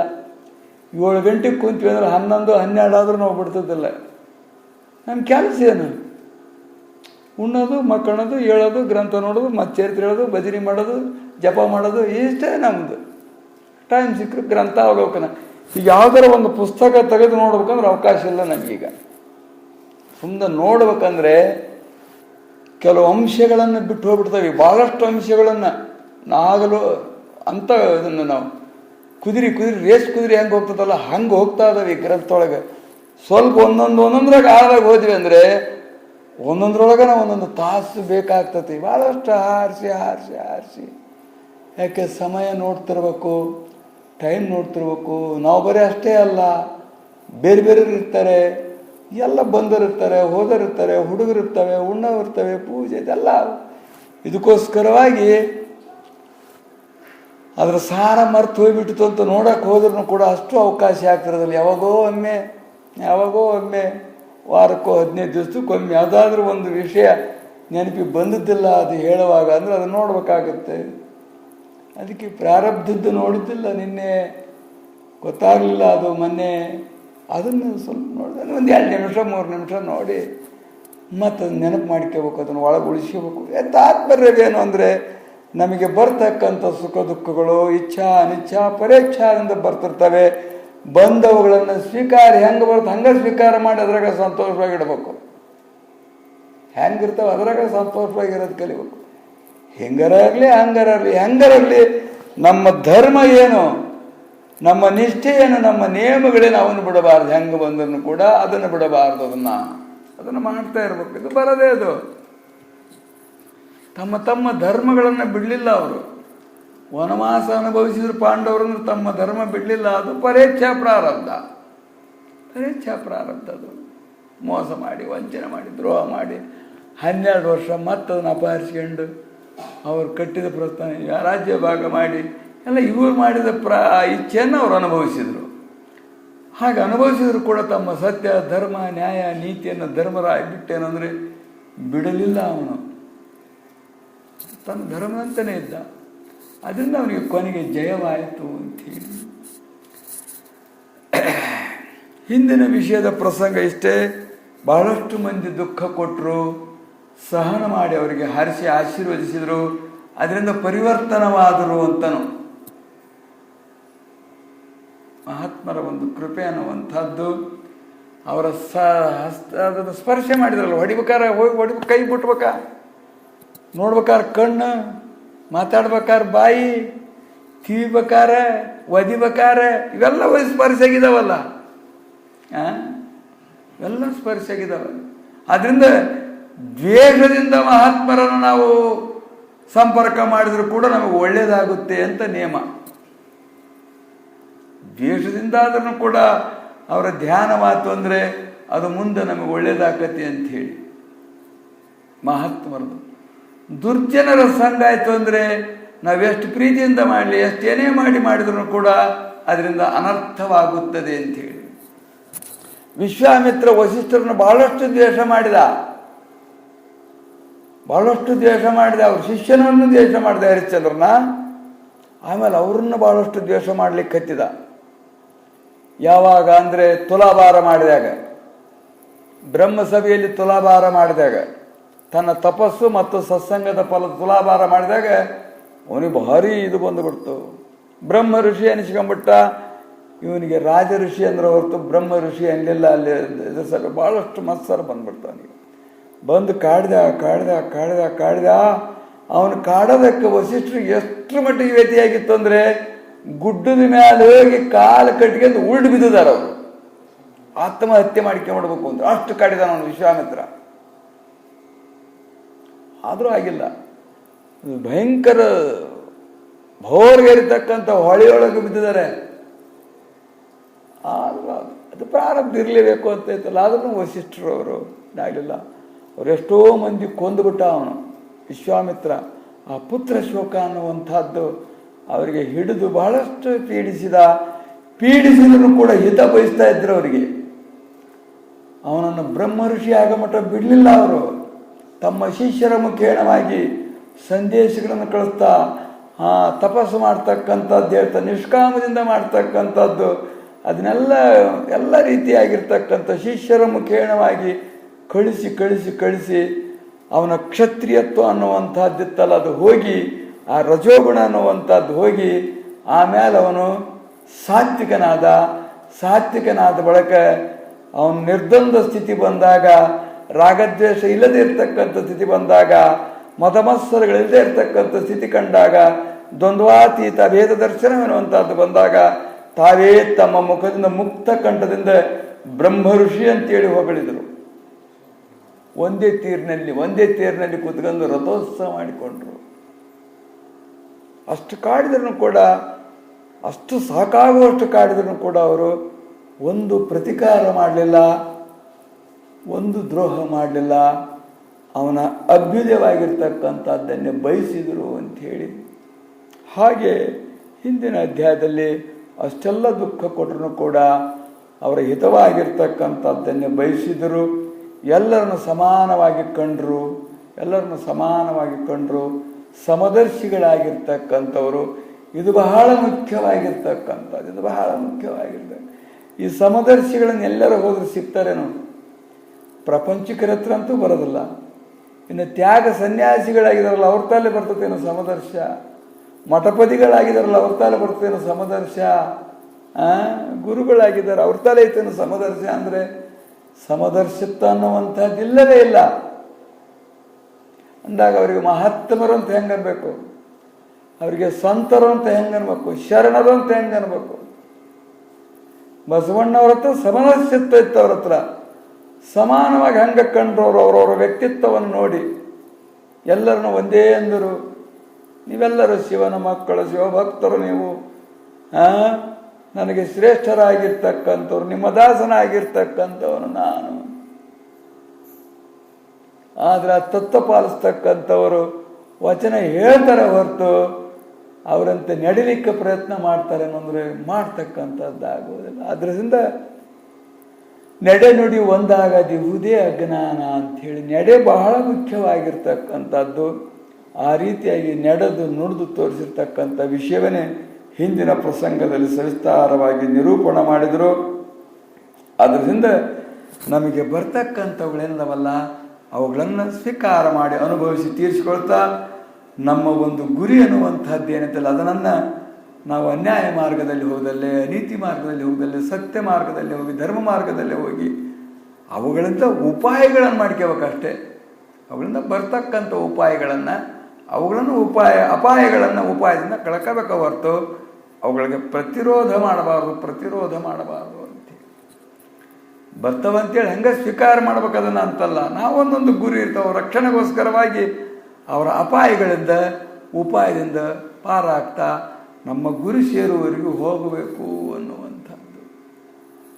ಅರಿಗಿನ ಮನೆ ಸುಡಾಕು ಮಾಡಿದ ಯೋಚನೆ ಅಂತಂದರೆ ಹಂಗೆ ಅಲ್ಲೇ ಸುಡಿಸ್ಕೊಂಬಿಟ್ರೆ ಅನ್ನೋದು ಅವ್ರ ಇಚ್ಛೆ ಅಂತೇಳಿ ಇಲ್ಲ. ಉಪಾಯ ಮಾಡ್ಕೊಂಡು ಸೊರಂಗ ಮಾರ್ಗದಿಂದ ಹೊರಬಿದ್ದರು ಅವರು. ಅದಕ್ಕೋಸ್ಕರವಾಗಿ ಧರ್ಮ ರಕ್ಷಣೆ ಮಾಡಬೇಕಾಗಿತ್ತು. ಧರ್ಮದ ಒಂದು ಬೆಲೆ ಅನ್ನುವಂಥದ್ದು, ಸತ್ಯದ ಬೆಲೆ ಅನ್ನುವಂಥ ಉಪಾಯ ಮಾಡಿ ಹೊರಗೆ ಬಿದ್ದರು ಅಂತೇಳಿ.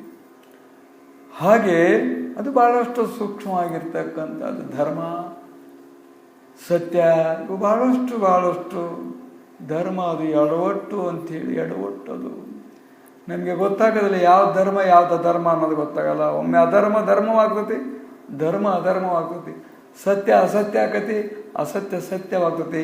ಆ ಸೂಕ್ಷ್ಮತೆ ಅನ್ನತಕ್ಕಂಥದ್ದನ್ನು ಚೆನ್ನಾಗಿ ತಿಳ್ಕೊಂಡಿದ್ರೆ ಮಾತ್ರ ನಮಗೆ ಅದರಿಂದ ಯಾವ ದ್ರೋಹವಾಗದಂತೆ ವರ್ತಿಸಲಿಕ್ಕಾಗುವಂಥದ್ದಾಗುವುದು. ಅದರಿಂದ ಆ ವಿಷಯವನ್ನು ಕುರಿತು ಹಿಂದಿನ ಪ್ರಸಂಗದಲ್ಲಿ ಸವಿಸ್ತಾರವಾಗಿ ನಿರೂಪಣೆ ಮಾಡಿದರು. ಅದನ್ನು ಸ್ಮರಣಕ್ಕೆ ತಂದು ತಟಸ್ಥ ಮಾಡಿ ಸದ್ಯ ಪ್ರಾಪ್ತವಾಗಿರುವಂಥ ಅಧ್ಯಾಯದಲ್ಲಿ ಪ್ರವೃತ್ತಿ ಯತೀಶ್ವರನೇ, ಯತಿಗಳಲ್ಲಿ ಒಡೆಯನಾಗಿರ್ತಕ್ಕಂಥವನು ಸದ್ಗುರು, ಯತಿಗಳಿಗೆಲ್ಲ ಈಶ್ವರನಾಗಿರ್ತಕ್ಕಂಥವನು. ನಿನಗೆ ಜಯವಾಗಲಿ, ನೀನು ಅಭಯದಾತನು ಅಂಥೇಳಿ. ಅಭಯದಾನ ಮಾಡುವಂಥ ಯೋಗ್ಯತೆ ಯಾರಿಗೈತೆ ಅಂದರೆ ಸದ್ಗುರಿಗೆ ಒಬ್ಬನಿಗೆ ಇರ್ತಕ್ಕಂಥದ್ದು ಅಭಯದಾನ. ಇನ್ನು ವಿದ್ಯಾದಾನ ಮಾಡೋರಾದರೆ, ಅನ್ನದಾನ ಮಾಡೋರಾದರೆ, ಆಮೇಲೆ ವಸ್ತುದಾನ ಮಾಡೋರಾದರೆ, ಕನ್ಯಾದಾನ ಮಾಡೋರಾದರೆ, ಭೂದಾನ ಮಾಡೋರಾದರೆ, ಹಿರಣ್ಯದಾನ ಮಾಡೋರಾದರೆ, ಅನೇಕ ದಾನ, ಗೋದಾನ ಮಾಡೋರಾದರೆ, ಸುವರ್ಣದಾನ ಮಾಡೋರಾದರೆ, ಬೆಳ್ಳಿದಾನ ಮಾಡೋರಾದರೆ, ಏನೇನೋ ಮಾಡ್ತಾರೆ. ಕೊನೆಗೆ ಕರೆ ಕಂಬಳಿ, ಕರೆ ಎಣ್ಣೆ, ಕಬ್ಬಿಣ ತುಂಡು ಇವನು ದಾನ ಮಾಡ್ತಾರೆ. ಯಾವಾಗ ಶನಿಗ್ರಹ ಭಾಳ ಕಾಡಕತ್ತೇನ ಅಂತ ಹೇಳ್ತಾರೆ ಅವರು. ಶನಿಗ್ರಹ ಭಾಳ ಕಾಡಕತ್ತೇನ ಅಂದ್ರೆ ಏನು ಮಾಡ್ಕಪ್ಪ ಅಂದ್ರೆ ಕರೆ ಬಟ್ಟೆ ಕೊಡ್ಬೇಕು ಅಂತ, ಎಳ್ಳು ಕೊಡಬೇಕು ಅಂತ ಅವನು ದಾನ ಮಾಡ್ತಾರೆ. ಅವನ್ನ ಸ್ವೀಕಾರ ಮಾಡೋದಿಲ್ಲ ಕೆಲವರು. ಎಳ್ಳು, ಕಂಬಳಿ, ಆಮೇಲೆ ಎಣ್ಣೆ, ಈ ಉಪ್ಪು ಇವೇನು ಶನಿಗೆ ಬೇಕಾಗಲ್ಲ. ಅವನ ಶನಿ ನಮಗೆ ಬಂದಿತ್ತು ಅಂತೇಳಿ ಬರ್ತದ ಅದು ದಾನಿ ಹೆಂಗಾರಾಗಿರ್ಲಿ, ಅದು ಕರ್ಮನೇ. ಅದು ನಮಗೆ ಬರ್ತದ ಮಟ್ಟಕ್ಕೆ ಯಾವ್ಯಾವುದು ಅಂದರೆ ಅದು ಕರ್ಮನ. ಅದು ನೋಡಕ್ಕೆ ಹೆಂಗ ಕಾಣ್ಬೋದು ಅದು ಚೆಂದಾಗಿ, ಅದ್ರ ಒಳಗೆಲ್ಲ ಕರ್ಮ ತುಂಬಿರ್ತದೆ. ಅವ್ರ ಕರ್ಮ, ವಸ್ತ್ರ ಬರ್ಲಿಕ್ಕೆ ಕರ್ಮ ತುಂಬಿರ್ತತಿ, ಧಾನ್ಯ ಬರ್ಲಿಕ್ಕೆ ಕರ್ಮ ತುಂಬಿರ್ತತಿ, ಧನ ಬರ್ಲಿಕ್ಕೆ ಕರ್ಮ ತುಂಬಿರ್ತತಿ. ಅದಕ್ಕೆ ನಾವು ಆಗಾಗ ಮುಟ್ಟಿದಾಗ ಕೈ ತೊಳ್ಕೊಂತ ಇರ್ತೀವಿ. ಮುಟ್ಲೇಬೇಕು, ಮುಟ್ಟಿರ್ಬೇಕು, ಕೈ ತೊಕ್ಕೊಂತಿರೋದು. ಏನು ಮಾಡೋದಪ್ಪ ಮುಂದೆ ಮತ್ತು ಅದನ್ನ ಹೆಂಗೆ ವಿನಿಯೋಗ ಮಾಡೋಕೆ ಹಂಗೆ ಮಾಡಿದಾಗ ಅದು ನಮಗೆ ಲೇಪನ ಆಗೋದಿಲ್ಲ. ಅದರ ನಮ್ಮ ಸ್ವಾರ್ಥತೆ ಇಲ್ಲ, ನಮ್ಮ ಲಾಭ ಇಲ್ಲ, ನಮ್ಮ ಉದ್ದೇಶವಿಲ್ಲ ಅಂದರೆ ಅದಕ್ಕೂ ನಮಗೂ ಆಗೋದಿಲ್ಲ. ಸರಿ, ಅವ್ರ ಕರ್ಮ, ಆ ಕರ್ಮ ಸುಡೋ ಅಗ್ನಿಗೆ ಹಾಕಿಬಿಡೋದು ಅಂತೇಳಿ ಹಾಕಿಬಿಡೋದು. ಆದ್ರಿಂದ ಅಭಯದಾತನು ಅಂದರೆ ಸದ್ಗುರು ಒಬ್ಬನೇ ಒಬ್ಬನ. ಅಭಯದಾನ ಮಾಡುವಂಥ ಯೋಗ್ಯತೆ ಇನ್ಯಾರಿಗೂ ಇಲ್ಲ. ಭಗವಂತನಿಗೆ ಐತೇನು ಅಭಯದಾನ ಮಾಡೋದು ಇಲ್ಲ. ಇನ್ನು ಬೇರೆ ಯಾರಿಗಾರ ಅಭಯದಾನ ಮಾಡುವಂಥ ಯೋಗ್ಯತೆ ಐತೆ ಅಂದ್ರೆ ಇಲ್ಲ. ಬ್ರಹ್ಮಜ್ಞಾನಿಗಳಿಗೆ ಮಾತ್ರ ಅಭಯದಾನ ಮಾಡ್ತಕ್ಕ ನಿಜವಾದ ಅಭಯ ಸ್ಥಿತಿ ಅನ್ನತಕ್ಕಂಥದ್ದು. ಇನ್ನೆಲ್ಲವೂ ಭಯ. ಇವು ಏನೋ ಕೊಡ್ತಾರೆ, ಏನೋ ಮಾಡ್ತಾರೆ, ಏನೋ ತೋರಿಸ್ತಾರೆ ಅಂದ್ರೆ ಭಯ. ಇವು ಅವ್ರಿಗೂ ಭಯ, ತಗಂದರಿಗೂ ಭಯ, ಮಾಡಿದರಿಗೂ ಭಯ, ಮಾಡಿಸ್ದರಿಗೂ ಭಯ. ಏನಾಗಿ ಹೋತು ಬಂಗಾರದ ಕಟ್ಕೊಂಡು ಏನಾಗಿ ಹೋತು ಕೊನೆಗೆ ತನಗೂ ಭಯ ಆಯ್ತು, ಇದ್ದರಿಗೂ ಭಯ ಆಯ್ತು, ನಂಬಿ ಬಂದರಿಗೂ ಭಯ ಆಯ್ತು. ಕೊನೆಗೆ ಎಲ್ಲ ಹಾಳಾಗಿ ಹೋತು. ಹಾಳಾಗಿ ಎಷ್ಟೋ ದಿವಸದ ಮೊಳಕ್ಕೆ ಹುಗಿದ್ರು ತಿಂಗಳುಗಂಟ್ಲೆ. ಭಯ ಅಲ್ಲ ಅದು, ಭಯ. ಕಾರಿನ ಶೆಡ್ನಾಗ ಹೊಕ್ಕೊಂಡಿದ್ರು ಒಮ್ಮೆ ಗುಂಡು ಹಾಕಕ್ಕೆ ಹೋದಾಗ ಅವ್ರಿಗೆ ಭಯ ಐತಿ ಅಂದ್ರೆ ಮತ್ತೊಬ್ರು ಭಯ ಹೆಂಗೆ ತಪ್ಪಿಸ್ತಾರೆ. ಅದರಿಂದ ಸದ್ಗುರು ಮಾತ್ರ ನಿರ್ಭಯನು ಅಂಥೇಳಿ. ಸದ್ಗುರುವು ನಿರ್ಭಯನು. ಯಾತಕ್ಕೂ ಅವನು ಭಯ ಪಡೋದಿಲ್ಲ. ಅವನು ಭಯ ಪಡ್ತಾನ ಅವನು ಅಂದರೆ ಅಲ್ಲಪ್ಪ, ಕಾಲಕರ್ಮ ಮಾಯಕ್ಕೆ ಭಯ ಪಡದೆ ಇರ್ತಕ್ಕಂಥವನು ಇಂಥವ್ಯಾವಕರ ಭಯ ಪಡ್ತಾನೆ. ಹುಲಿ, ಸಿಂಹ, ಕರಡಿ ಅಂತವ್ ಬಂದವನ ಜಿಗಿದು ಒಗಿತಕ್ಕಂಥವನು. ನೊಣ, ನೊರ್ಜು ಇಂಥವೇನಾರ ಬಂದ್ರೆ ಭಯ ಪಡ್ತಾನ ಅವನು. ಅಭಯದಾತನು ಅಂತ ಅಭಯಸ್ವರೂಪನ ಯಾವಾಗಲೂ ಗಂಭೀರವಾಗಿ ನಿರ್ಭಯದಿಂದ ಇರ್ತಾನ ಅವನು. ಯಾಕಂದ್ರೆ ದೇಹಾತ್ಮ ಬುದ್ಧಿ ಅನ್ನುವಂಥದ್ದಿಲ್ಲ ಅವನಿಗೆ.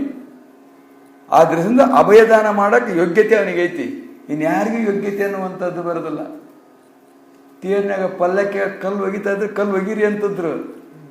ಕಲ್ಲ ಒಗಿರಿ ಒಗಿರಿ ಒಗಿರಿ ಅಂತಂದ್ರು. ಅವ್ರಿಗೆ ಭಯ ಆಗ್ತದಲ್ಲ, ನಮಗೆ ಎದಿ ಡವ ಡವ ಅಂತತ್ತು. ಅವ್ರು ಒಗಿರಿ ಅಂತಾರೆ. ಮತ್ತೆ ಇನ್ನು ಇನ್ನು ಒಗಿರಿ ಒಗಿರಿ ಒಗಿರಿ ಅಂತ ಅಂದರೆ ಏನು ಅಂದರೆ ಭಯ ಅನ್ನುವಂಥದ್ದು. ರಾತ್ರಿಯೆಲ್ಲ ನಿದ್ದೆ ಮಾಡಿಲ್ಲ ಎಲ್ಲ ಜನ. ಅವ್ರು ಬಂದಾಗ ಶಿಸ್ತು ಸಮಾಧಿ ಸುಖದಾಗ ಕುಂತಿದ್ರು. ಕೈಲಾಸ ಮಠದಾಗ ಬಂದರೆ ಆರಾಮ್ ಅವಾಗದ ಫೋಟೋ, ಅದು ದೊಡ್ಡ ಫೋಟೋ, ಸಮಾಧಿ ಸ್ಥಿತಿ. ಅಂಥ ಒಂದು ಇದ್ರ ಕಹಿ ಪ್ರಸಂಗದೊಳಗೆ ಅಂಜುವುದಿಲ್ಲ ಅವರು ಅಂತೇಳಿ. ಅಂದರೆ ಅಭಯ ಸ್ವರೂಪರವರು. ಮತ್ತು ಅಭಯದಾನ ಮಾಡೋ ಯೋಗ್ಯತೆ ಅವ್ರಿಗಿರ್ತದೆ, ಯಾರಿಗೂ ಇರೋದಿಲ್ಲ. ಯಾರ ತರ ಹೋದ್ರು ಭಯ ತೋರ್ತಾರ ಹೊರತು ಭಯ ತೋರ್ತಾರ. ನೀವು ಯಾರ ಹತ್ರನೂ ಹೋಗ್ರಿ, ಜನರ ಹತ್ರ ಬೇಕಾದ್ರ ಹತ್ರ ಹೋಗ್ರಿ, ಭಯ. ಅದಕ್ಕೆ ಅವನು ಶ್ರುತಿ ಹೇಳ್ತಿ ಎಲ್ಲ ವಸ್ತುವೇ ಭಯ ಅಂದ ಬಳಕೆ, ಎಲ್ಲರೂ ಭಯ ಸ್ವರೂಪರ ಅಂದ ಬಳಕೆ. ಅಭಯ ಸ್ವರೂಪನಂದ್ರೆ ಸದ್ಗುರುನಾಥನು ಅಭಯ ದಾತನು. ಮತ್ತಷ್ಟೇ ಅಲ್ಲ, ತಾನು ಅಭಯ ಅಲ್ಲ, ತನ್ನನ್ನು ಯಾರು ನಂಬಿರ್ತಾರೋ ಅವ್ರಿಗೂ ಅಭಯ ಸ್ಥಿತಿ ಅನ್ನುವಂಥದ್ದು ಬರ್ತದೆ. ಅಭಯ ಸ್ಥಿತಿಯ ಭಯ ಅನ್ನುವಂಥದ್ದು ಆಗುವುದಿಲ್ಲ. ಉದಾರನಾಗಿರ್ತಕ್ಕಂಥವನು ಅವನಷ್ಟು ಉದಾರ ಯಾರು ಇಲ್ಲವೇ ಇಲ್ಲ. ಅವನಷ್ಟು ಉದಾರ ಅನ್ನುವಂಥದ್ದು ತನ್ನ ಸರ್ವ ಸಂಪತ್ತು, ತನ್ನ ಸರ್ವ ತಪಸ್ಸು, ತನ್ನ ಸರ್ವ ಜ್ಞಾನ, ತಂದು ಏನೇನೈತಿ ನಿಧಿ ಅದನ್ನೆಲ್ಲ ತಾನು ಕೊಡ್ತಕ್ಕಂಥ ಅಷ್ಟು ಉದಾರ ಅಂತಕ್ಕಂಥ ಮಹಾದಾನಿಯಾಗಿರ್ತಕ್ಕಂಥವನು. ನಿರ್ಗುಣ ಬ್ರಹ್ಮನು ಸಗುಣ ಬ್ರಹ್ಮನು ಅವನೇ ಆಗಿರ್ತಕ್ಕಂಥವನಾಗಿರುವನು. ಆದ್ದರಿಂದ ದೀನಬಂಧು ಆಗಿರ್ತಕ್ಕಂಥ ನಿನ್ನ ನಾಮವನ್ನು ಪ್ರೇಮದಿಂದ ಉಚ್ಚರಿಸಿದ ಮಾತ್ರದಿಂದ ಪಾಪಗಳು ದಿಗ್ಭ್ರಮೆ ಹೊಂದಿ ಓಡುತ್ತವೆ ಅಂತೇಳಿ. ಅವನ ನಾಮವನ್ನು ನಾವು ಪ್ರೇಮದಿಂದ ಉಚ್ಚರಿಸಬೇಕು ಅಂತೇಳಿ. ಪ್ರೇಮದಿಂದ ಉಚ್ಚರಿಸುವುದಿಲ್ಲ, ನಾವು ಸ್ವಾರ್ಥದಿಂದ ಉಚ್ಚರಿಸ್ತೇವೆ. ಏನಾರ ನಮಗೆ ಆಗಲಿ ಅಂತೇಳಿ ಉಚ್ಚರಿಸ್ತೇವೆ, ಅಥವಾ ಮಂದಿ ನೋಡಲಿ ಅಂತ ಉಚ್ಚರಿಸ್ತೇವೆ. ಯಾದಕ್ಕೆ ಉಚ್ಚರಿಸ್ತೇವೆ ನಾವು? ನೋಡು, ಸತ್ತರ ಮನೆ ಭಜನೆ ಮಾಡಕ್ಕೆ ಬರ್ತಾರೆ, ಎಷ್ಟು ಒಳ್ಳೊಳ್ಳೆ ತತ್ವಗಳನ್ನು ಹೇಳ್ತಾರೆ. ಯಾಕೆ ಹೇಳ್ತಾರೆ ಅಂದರೆ, ತೋಸಿದ ಮಂಡಕ್ಕಿ, ಒಣ ಮಂಡಕ್ಕಿ, ಚಾ ಅದನ್ನೆಲ್ಲ ಕೂಡ ಹೋಗಬೇಕಾದ್ರೆ 2-3 ಸಾವಿರ ರೂಪಾಯಿ ಕಿತ್ಕೊಂಡು ಹೋಗಕ್ಕೆ ಹೇಳ್ತಿರ್ತಾರೆ ಅವರು. ಅದು ಪ್ರೇಮದಿಂದ ಉಚ್ಚರಿತಂಗೇನು. ಈ ದಾಸರು ಬರ್ತಾರೆ, ವೇಷ ಹಾಕಿದ ದಾಸರು ಅನೇಕ ನಮೂನಿ ವೇಷ ಹಾಕ್ಕೊಂಡು ಬರ್ತಾರೆ. ಎಂಥ ತತ್ವಗಳನ್ನು ಹೇಳ್ತಾರೆ ಅಂದ್ರೆ ಅಂಥ ತತ್ವಗಳನ್ನ ಹಂಗೆ ಎಂಥ ಜಿಪುಣಾಗಿದ್ರು ಬರ್ಬಿಡ್ಬೇಕು ಹೊರಗೆ ರೊಕ್ಕ ಆ ನಮೂನಿ ಹೇಳ್ಬಿಡ್ತಾರೆ ಅವರು. ದಾಸರು ಬರ್ತಿರ್ತಾರೆ. ಈಗ ಭಾಳ ಕಡಿಮೆಗೆ ಅವ್ರು ಬರೋದು. ವೇಷಗಾರರು ಅಂತೇಳಿ ದಿವಸ ಒಂದೊಂದು ವೇಷ ಹಾಕ್ಯಂತ ಬರೋದು. ಅವರು ಬಹಳಷ್ಟು ತತ್ವಗಳನ್ನು ಹೇಳ್ತಾರೆ. ಆದರೆ ಅದರ ಆಚರಣೆ ಇರ್ತತಿ ಏನಂದರೆ ಇರೋದಿಲ್ಲ. ಬಂದ ಕೂಡಲೇ ರೊಕ್ಕ ತಗೊಂಡು ಸಾಯಂಕಾಲ ಕಾಲೇ ಒಳ್ಳಾಡಕ್ಕೆ ಹಚ್ಚಿ ಬಿಡ್ತಾರೆ ಅವರು.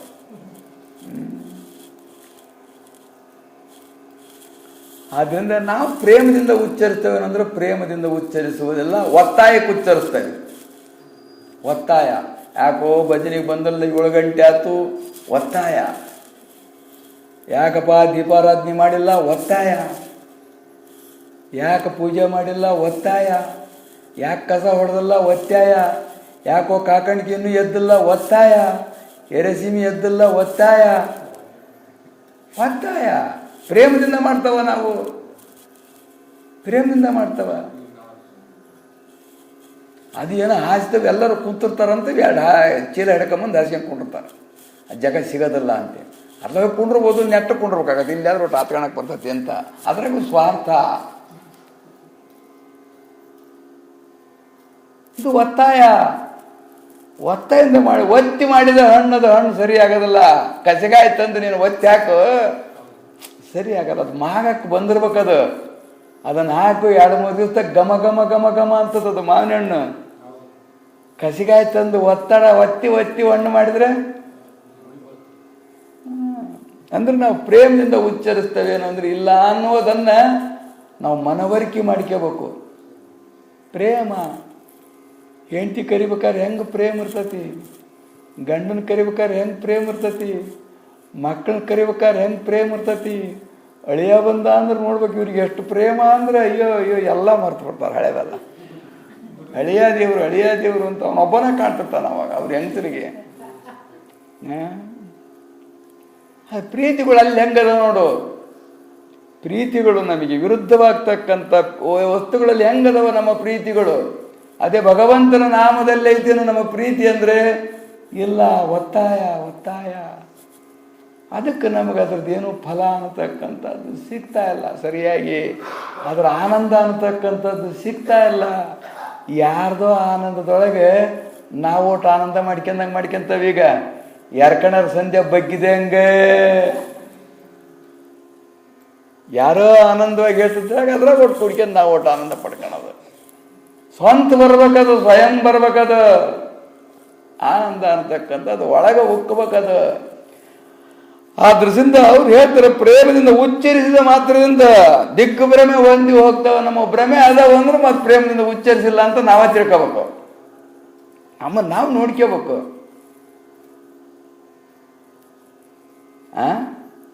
ಹೋಗಿಲ್ಲಪ್ಪ, ನಮ್ಮ ಜ್ವರ ಇನ್ನೂ ಹೋಗಿಲ್ಲ, ಸುಸ್ತಾಕತಿ, ತಲೆ ತಿರ್ತತಿ, ವಾಂತಿ ಆಕತಿ, ಬೇದಿ ಆಕತಿ, ಅದಾಕತಿ ಇದಾಕತಿ ಅಂದ್ರೆ ನಮ್ಮ ಜ್ವರ ಆಗಿಲ್ಲ ಅಂತ ನಾವು ತಿಳ್ಕೊಳದಲ್ವಾ? ಔಷಧಿ ಹಿಡಿಸಿಲ್ಲಪ್ಪ ಅದಂತ ತಿಳ್ಕೊಳಲ್ವಾ? ಮತ್ತೆ ಯಾವುದೋ ಬೇರೆ ಥರ ಡಾಕ್ಟ್ರ್ ಹತ್ರ ಹೋಗೋದಲ್ವಾ? ಹಾಗೆ ನಮ್ಮ ಭ್ರಮೆ ಅನ್ನುವಂಥದ್ದು ಹೋಗಲಿಲ್ಲ ಅಂದರೆ ನಾವು ಪ್ರೇಮದಿಂದ ಉಚ್ಚರಿಸಿಲ್ಲ ಅನ್ನುವಂಥದ್ದು ಅದು ಅಲ್ಲಿ ಮೇಲೆ ಕಾಣ್ತಕ್ಕಂಥದ್ದು. ಆ ದೃಶ್ಯದಿಂದ ಅವನ ನಾಮವಾಗಿರ್ತಕ್ಕಂಥದ್ದನ್ನು ಪ್ರೇಮದಿಂದ, ಭಕ್ತಿಯಿಂದ, ವಿಶ್ವಾಸದಿಂದ ಆ ಕೇಳಿದ ಕೂಡಲೇ ಅದು ಇದಾಗಬೇಕು. ಏನು ವೃತ್ತಿ ಜಾಗೃತವಾಗಿ ಬಿಡ್ಬೇಕದು, ಆಕಾರವಾಗಿ ಬಿಡ್ಬೇಕದು, ಪರಿಣಾಮ ಆಗಿಬಿಡ್ಬೇಕು, ಎಲ್ಲ ಪರಿಣಾಮ ಆಗಿಬಿಡ್ಬೇಕು, ಸಂತೋಷ ಆಗಿಬಿಡ್ಬೇಕು. ಅಂದ್ರೆ ಮೊದಲು ಸ್ಟಾರ್ಟಿಂಗ್ನಾಗ ಅವ್ರು ಮಾತಾಡ್ಸಿದ್ರೆ ಎಷ್ಟು ಸಂತೋಷ ಆಗ್ತಿರ್ತದೆ ನೋಡು. ನೀನು ಮಾತಾಡ್ಸಿದ್ರೆ ಅವ್ರಿಗೆ ಎಷ್ಟು ಸಂತೋಷ ಆಗ್ತಿರ್ತೈತಿ. ಈಗ ನಿನ್ನ ಮಾತು ಅವ್ರಿಗೆ ಸೇರಿಕೆ ಬರಲ್ಲ, ಅವ್ರ ಮಾತು ನಿನಗೆ ಸೇರಿಕೆ ಬರಲ್ಲ. ಅವ್ರ ಮಕ್ಕ ನಿನಗೆ ನೋಡೋಂಗಾಗಲ್ಲ, ನಿನ್ನ ಮಕ್ಕ ಅವ್ರಿಗೆ ನೋಡೋಂಗಾಗಲ್ಲ. ಈಗ ಮೊದಲ ಇದು ಹಂಗಲ್ಲ. ಒಮ್ಮೆ ಶುರುವಾತಂದ್ರೆ ಅದನ್ನು ಬಿಡಂಗಾಗೋದಿಲ್ಲ. ಶುರು ಆಗಮಟ ಅಷ್ಟ ಅದು. ಶುರುವಾತು ಅಂದರೆ ಅದನ್ನು ಬಿಡಲಿಕ್ಕೆ ಆಗೋದಿಲ್ಲ. ಆನಂದವಾಗಿರ್ತಕ್ಕಂಥದ್ದನ್ನು ಪಡಿತು ಅಂದರೆ ಯಾವ ಸಾಧನೋಪಾಯವನ್ನು ಮಾಡಿದೆ. ನಿಮಗೇನು ತಪಸ್ಸು ಮಾಡೋಕ್ಕೆ ಬರಲ್ಲ, ಯೋಗ ಮಾಡೋಕ್ಕೆ ಬರಲ್ಲ, ಜಪ ಮಾಡೋಕ್ಕೆ ಬರಲ್ಲ, ಏನು ಮಾಡೋಕ್ಕೆ ಬರ್ತದೆ? ನಿಮ್ಗೆ ಏನು ಮಾಡೋಕ್ಕೆ ಬರೋಂಗಿಲ್ಲ. ಏನು ಮಾಡೋ ಶಕ್ತಿನೂ ಉಳಿದಿಲ್ಲ, ಏನು ಮಾಡೋ ಮನಸ್ಸೂ ಇಲ್ಲ. ನಿಮ್ಮ ಶಕ್ತಿಗೆ ಎಷ್ಟೈತಿ, ಏನು ಮಾಡೋಕ್ಕೈತಿ? ನಿಮ್ಗೆ ಏನು ಮಾಡೋ ಅಂಥ ಯೋಗ್ಯತೆ ಇಲ್ಲ. ಗೌಡ್ರು ಇದ್ದಂಗೆ ಎದ್ದು ಎಲ್ಲರೂ ಬೆಳಗ್ಗೆ ಮುಂಜಾನೆ ಪ್ರದಕ್ಷಿಣೆ ಮಾಡಂಗೆ ಆಕತ್ತೆ. ನಿಮ್ಗೆ ಆಗೈತೆ ಒಂದು ದಿವಸನರ ಅವ್ರು ನೋಡಿ ಅಟ್ಟತ್ತೆ 4 ಗಂಟೆಗೆ ಎದ್ದು ಸ್ನಾನ ಮಾಡ್ಕೊಂಡು ಅದನ್ನು ಪ್ರದಕ್ಷಿಣೆ ಮಾಡಿ 3 ಸುತ್ತು ಪ್ರದಕ್ಷಿಣೆ ಮಾಡಿ ಅನೇಕ ಸ್ತೋತ್ರ ಹೇಳಿ ಅನೇಕ ಗುರುಭಕ್ತಿಗಳನ್ನೇ ಹೇಳಿ ಎಲ್ಲ ಮಾಡಿ ಮತ್ತೆ ಹೋಗಿ ಸಿದ್ಧಾರೂಢ ಚರಿತ್ರೆ, ದೇವಿ ಪುರಾಣ, ಆಮೇಲೆ ಭಜನೆ. ನಮ್ಮಂಗೆ ಭಜನೆ ಮಾಡ್ತಾರೆ ಮುಂಜಾನೆ ಅವರು, ನಮ್ಮಂಗೆ ಆರತಿ ಮಾಡ್ತಾರೆ ಬೆಳಗ್ಗೆ. ನಾವು ಹೇಳೋದ್ಕಿಂತ ಮುಂಚೆಲೆ ಎಲ್ಲ ನಡೆದಿರ್ತಾವೆ. ಅಲ್ಲಿ 6 ಗಂಟೆ ಮತ್ತೆ ತಮ್ಮ ಕಾಯಕದಾಗಿರ್ತಾರೆ. ನಮಗೇನಾರ ಹಂಗೆ ಮಾಡೋಕ್ಕಾಗತ್ತ? ಮಾಡ್ತವ ನಾವು? ಆ ಶ್ರದ್ಧೆ ಐತೆ? ಇಲ್ಲ, ನಮಗೆ ಇಲ್ಲ. ಆದ್ರಿಂದ ಅದೇನು ಸಾಧನೆ ಮಾಡೋದೇ ಬೇಕಾಗಿಲ್ಲ. ಇಷ್ಟು ಮಾಡಿಬಿಟ್ರೆ ಸಾಕು. ನಿನ್ನ ಚರಣ ಚಿಂತನೆಯಿಂದಲೇ ನಿನ್ನ ಭಕ್ತರು ಭಾವಭಯವನ್ನು ಕಳೆದುಕೊಳ್ಳೋ ಚಿಂತನೆ ಮಾಡಿದರೆ ಸಾಕು. ಅದು ಪ್ರೇಮದಿಂದ, ಅಭಿಮಾನದಿಂದ, ಹೃತ್ಪೂರ್ವಕವಾಗಿ ಉದ್ಧಾರ ಆಗಬೇಕನ್ನುವಂಥ ಉದ್ದೇಶದಿಂದ. ಇನ್ನು ಬೇರೆ ಬೇರೆ ಉದ್ದೇಶಗಳು ಭಾಳಷ್ಟು ಮಾಡ್ತಾರೆ ಬಿಡ್ರಿ.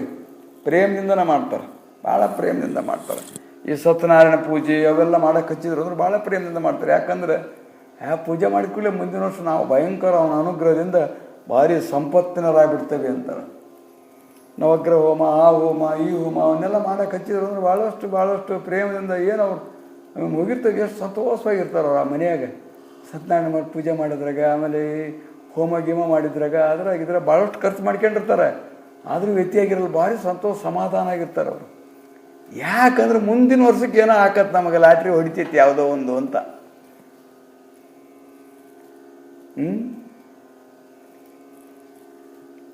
ಆದ್ರಿಂದ ಹೀಗೆಲ್ಲ ಬೇಕಾಬಿಟ್ಟಿ ಮಾಡಿ ಕೆಟ್ಟರೋ ಮನವಿಲ್ಲದೆ, ನೀಡಿ ಕೆಟ್ಟರೋ ನಿಜವಿಲ್ಲದೆ, ನೀಡುವ ನಿಜ ಗುಣವುಳ್ಳವರು ಕೂಡಿಕೊಂಡಿಪ್ಪರು ನಮ್ಮ ಕೂಡಲ ಸಂಗಮ ದೇವ. ಮಾಡಿದ್ದೇವೆ, ನಾವೇನು ಮಾಡಿಲ್ಲ, ಮನವಿಲ್ಲದಲೇ ಮಾಡ್ತಾ ಇದ್ದಾವೆ. ಮನಸ್ಸೈತಿ ಮಾಡೋಕ್ಕಾಗೋದಲ್ಲ, ಮಾಡೋಕೈತಿ ಮನಸ್ಸಿರೋದಿಲ್ಲ. ಹಿಂಗೆ ದ್ವಂದ್ವನ ಇದೆ ಯಾವಾಗಲೂ. ನಮಗೂ ಭಾಳ ಬಂದುಬಿಡ್ತೈತಿ, ಹಿಂಗೆ ಹೇಳಿದಾಗ ಹಂಗೆ ಮಾಡ್ಬೇಕು ಹಿಂಗೆ ಮಾಡ್ಬೇಕು ಅಂತೇಳಿ ಮನಸ್ಸು ಬರ್ತೈತಿ, ಮಾಡೋಕ್ಕಾಗೋದಿಲ್ಲ. ಮಾಡೋಕ್ಕಾಗ್ತಿರ್ತತಿ, ಮನಸ್ಸು ಬರೋದಿಲ್ಲ. ಹೆಂಗೆ ದ್ವಂದ್ವ ನಮ್ಮದು.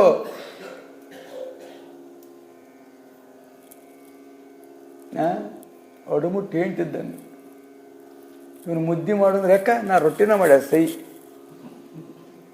ರೊಟ್ಟಿ ಉಣ್ಣಂಗೆ ಆಗೈತೆ ಅಂದ್ರೆ ಯಾಕ ನಾ ಮುದ್ದಿನ ಮಾಡೋದು ಸೈ. ಹಿಂಗೆ ಅಂದ್ರೆ ಮನಸ್ಸು ನಮ್ದು ಏನಂದ್ರೆ ಹಿಂಗೆ ಅಡುಮುಟ್ಟಿರ್ತಾವಂತ. ನಾವು ಹೇಳ್ದಂಗೆ ಅದು ಕೇಳಲ್ಲ, ಅದು ಹೇಳ್ದಂಗೆ ನಾವು ಕೇಳಲ್ಲ ಅಂತ. ಇಷ್ಟ ತತ್ವದು. ಅದಕ್ಕೆ ಯಾರೋ ಬಂದು ಈಗ ಕೇಳಿನಂತ, ಯಾರು ಸಾಧುಗಳ ಹತ್ರ ಹೊರಗಿದ್ದಾರೆ, ಮಠದ ಸ್ವಾಮಿಗಳ ಹತ್ರ ಹೋಗಿ ಹಿಂಗೆ ಮಾಡ್ತಾಳ, ನನಗೆ ಏನಾರು ಉದ್ಕ ಮುದ್ದೆ ಉಣ್ಣಂಗೆ ಆಗೈತಿ ಅಂದರೆ ಅದು ಮಾಡಿ ಅಂದ್ರೆ ಅದ್ಯಾಕೆ ಮಾಡೇನೋ ಅಂತಾಳ ಅಂತ. ರೊಟ್ಟಿ, ಕೆಂಪು ಚಟ್ನಿ, ಹಸಿ ಚಟ್ನಿ ಅದು ಇದು ತಿನ್ನಂಗೆ ಆಗೈತಿ ಅಂದರೆ ಇವನಂತ ಬಿಡು ಕಾಕಣಿಕೆ. ಅವ್ರು ಯಾರು ಮಾಡಿಕೊಳ್ಳಿದ್ರು ತಾನ ಮಾಡ್ಕೊಂಡು ತಿಂದ್ಬಿಡ್ತಾನ. ನಿಮ್ಮ ಪುಟ್ಟಾಗೇನು ಅಂತೇಳಿ ಹಸಿ ಚಟ್ನಿ ಎಲ್ಲ ಚೆನ್ನಾಗಿ ಕುಟ್ಕೊಂಡು ಬೆಳ್ಳುಳ್ಳಿ ಹಾಕ್ಯಂಡು ಹದ ಮಾಡ್ಕೊಂಡು ಒಂದು ಮುದ್ದೆ ಒಟ್ಟು ಹಿಂಡಿ ಇಟ್ಕೊಂಡು ಒಂದು 5-6 ಹಿಪ್ಪಡಿ ರೊಟ್ಟಿ ಇಟ್ಕೊಂಡು ತಂಗಳ ಬರಲಿ ಪಂಗಳ ಬರಲಿ ಎಲ್ಲ ಸಸ್ತಾಗಿ ಹೊಡೆದ ಅದನ್ನು ಮೈ ಪೈ ಎಲ್ಲ ಬೆವ್ತು ಬಿಡ್ತಂದ್ರೆ ಹಾ ಹಾ ಹಾ ಇವತ್ತು ಚಲೋ ಆತು ನೋಡು ಊಟ ಅಂತಾನ. ಆದರೆ ಮಾಡಿಸ್ಕೊಂಡು ಉಣ್ಣರು ಇರ್ತಾರಲ್ಲ ಅವರು ಕಷ್ಟ ಹಿಂಗೆ ಆಗ್ಬಿಡುತ್ತೆ ಅವ್ರಿಗೆ. ಹೋಗಿ ಕೇಳಿದ್ರು, ನೀನು ಮುದ್ದೆ ಉಣ್ಣಂಗೆ ಆದಾಗ ರೊಟ್ಟಿ ಮಾಡುವನ್ನು, ರೊಟ್ಟಿ ಉಣ್ಣಂಗೆ ಆದಾಗ ಬುದ್ಧಿ ಮಾಡೋ ಇವತ್ತು ಅನ್ನು ತಾನ ಸರಿ ಆಕೈತಿ. ಉಪಾಯ ಬೇಕು ಅದಕ್ಕೂ, ಉಪಾಯ ಬೇಕು. ಈ ಮನಸ್ಸು ಶರೀರ ಹೊಂದ್ಸಕ್ಕೆ ನಮಗೂ ಒಂದು ಉಪಾಯ ಬೇಕು. ಅದಕ್ಕೆ ಅದು ವಿರುದ್ಧ ಮಾಡಿದೆ ಅದಕ್ಕೆ ಮತ್ತೊಂದು ವಿರುದ್ಧ ಮಾಡಬೇಕು. ಮನಸ್ಸು ವಿರುದ್ಧ ಮಾಡಿದಾಗ ಅದಕ್ಕೊಂದು ವಿರುದ್ಧ ಮಾಡಬೇಕು. ಹೀಗೆ ಮಾಡ್ಕೊಂತವ್ರು ದಾರಿಗೆ ಬರ್ತಾವೋ ಅಂಥೇಳಿ ದಾರಿ ತರ್ತಕ್ಕಂಥದ್ದು. ಅದಕ್ಕೆ ಮಾಡಿ ಮಾಡಿ ಕೆಟ್ಟರೋ ಮಾನವಿಲ್ಲದೆ ಮನಸ್ಸಿರಬೇಕು, ಮನಸ್ಸಿನಿಂದ ಮಾಡಬೇಕು ಅನ್ನತಕ್ಕಂಥದ್ದು. ಹೀಗೆ ಮಾಡಿದಾಗ ಚಿಂತನೆಯಿಂದ ಖಂಡಿತವಾಗಿ ಭಾವಭಯ ಅನ್ನುವಂಥದ್ದು ಹೋಗುವುದು. ಎಲ್ಲ ತಾಪಗಳು ಹೋಗಿ ಆನಂದದಿಂದ ಮನಸ್ಸು ಶಾಂತವಾಗುವಂಥದ್ದಾಗುವುದು. ಅಧ್ಯಾತ್ಮ, ಆದಿಭೂತ, ಆದಿದೈವ ಅನ್ನುವಂಥ ತ್ರಿತಾಪಗಳಾಗಿರ್ತಕ್ಕಂಥವುಗಳಿರುವ ತಾಪತ್ರಯಗಳನ್ನು ಹರಣ ಮಾಡ್ತಕ್ಕಂಥವನಂದ್ರೆ ಸದ್ಗುರು. ತಾಪತ್ರಯಗಳನ್ನು ನಿವೃತ್ತಿ ಮಾಡ್ತಕ್ಕಂಥವನಂದ್ರೆ ಸದ್ಗುರು. ಇನ್ನೆಲ್ಲರೂ ಒಂದಿಲ್ಲ ಒಂದು ತಾಪತ್ರಯ ಕೊಡರೆ. ನೀವು ಹೆಣ್ಮಕ್ಳಿಗೆ ತಾಪತ್ರೆ ಕೊಡ್ತೀರಿ,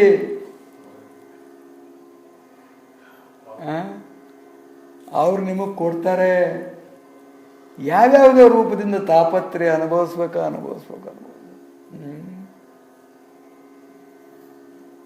ಮೊನ್ನೆ ಹೇಳಿದ್ವಲ್ಲ, 60 ವರ್ಷ ಬರೀ ಹುಡುಗರು ನಡೆಯೋದು, ಮುಕ್ಳಿ ತೊಳೆಯೋದು. ತನ್ನ ಇಡೀ ಆಯುಷ್ಯದೊಳಗೆ 60 ವರ್ಷ ಲೆಕ್ಕ ಮಾಡಿಟ್ಟಿದವ ನಾವು. 16-18 ಮಕ್ಳು ಹೊಡೆದದ್ಲು. ಆಕಿದೊಂದು ಕ್ಯಾಲ್ಕುಲೇಟರ್ ಹಾಕಿ ಕುತ್ಕೊಂಡು ಲೆಕ್ಕ ಹಾಕಿದ್ವಿ. ಲಗ್ನ ಆಗಿದ್ದು ಎಷ್ಟು ವಯಸ್ಸಿಗೆ, ಮಕ್ಕಳು ಹುಟ್ಟಿದ್ರೆ ಎಷ್ಟು, ಹೊಟ್ಟೆಯಾಗಿ ಇಷ್ಟು ತಿಂಗಳು, ಹೊರಗೆ ಇಷ್ಟು ತಿಂಗಳು ಮುಕ್ಳಿ ತೊಳೆಯೋದು ಇಷ್ಟು ವರ್ಷ. ಆಮೇಲೆ ಮತ್ತೆ ಒಂದು ಹೊಟ್ಟೆಗ ಬಗಲಾಗೊಂದು, ಈ ಬಗಲಾಗೊಂದು, ಹೆಗಲ ಮ್ಯಾಗೊಂದು, ಅಪ್ಪನ ಕೈಯಾಗೊಂದು. ಯಾರದ ಪಜೀತಿ 16 ಪಜೀತಿ. ನೀವು ತಾಪತ್ರೆ ಕೊಟ್ಟಂಗೆಲ್ಲವ ಅವ್ರಿಗೆ ಇಷ್ಟೆಲ್ಲ ತಾಪತ್ರೆ. ನೀವು ಆರಾಮಿರ್ತೀರಿ. ನೀವು ಮತ್ತೆ ಹಂಗೆ ಏತ್ ಮುಕ್ಳಿಲ್ಲೇ ಬಂದ್ರೆ ಮತ್ತೆ ಎತ್ಕೊಳ್ಳೋದ್ರು ನೀವು. ಹೋಗೋ ನಿಮ್ಮ ಅವನ ತಲೆ, ಹೋಗೇ ನಿಮ್ಮ ಅವನ ತಲೆ ಅಂತೀರಿ. ಅವ್ರೊಂದು ನಮೂನಿ ತಾಪತ್ರೆ ನಿಮಗೆ ಕೊಡ್ತಾರೆ, ನೀವು ಒಂದು ನಮೂನಿ ತಾಪತ್ರೆ ಅವ್ರಿಗೆ ಕೊಡ್ತೀರಿ. ನೀವು ಪರಸ್ಪರ ತಾಪತ್ರೆ ಕೊಡೋಲ್ಲ ಹೊರತು ಏನು ಮಾಡೋರಲ್ಲವೇ ಅಲ್ಲ. ನೀವು ಏನು ಮಾಡೋಲ್ಲ. ಅವು ಮಾಡಿ ಮಾಡಿ ಮಾಡಿ ಮಾಡಿ ಎಲವೆಲ್ಲ ಸೌದು ಕಾಲೆಲ್ಲ ಡೊಂಕಾಯಿ ಕುಡ್ರಕ್ಕೆ ಬರ್ದಂಗೆ, ಹೇಳಕ್ಕೆ ಬರ್ದಂಗೆ ಏನೇನೋ ಆಗಿಬಿಡ್ತಾವೆ ಹೊತ್ತಿಗೆ. ಇವರು ಉಪದ್ರ ಅನುಭವಿಸಿ ಅವ ನೋಡಿ ನಗುತ್ತಿರೋದು. ಮತ್ತೆ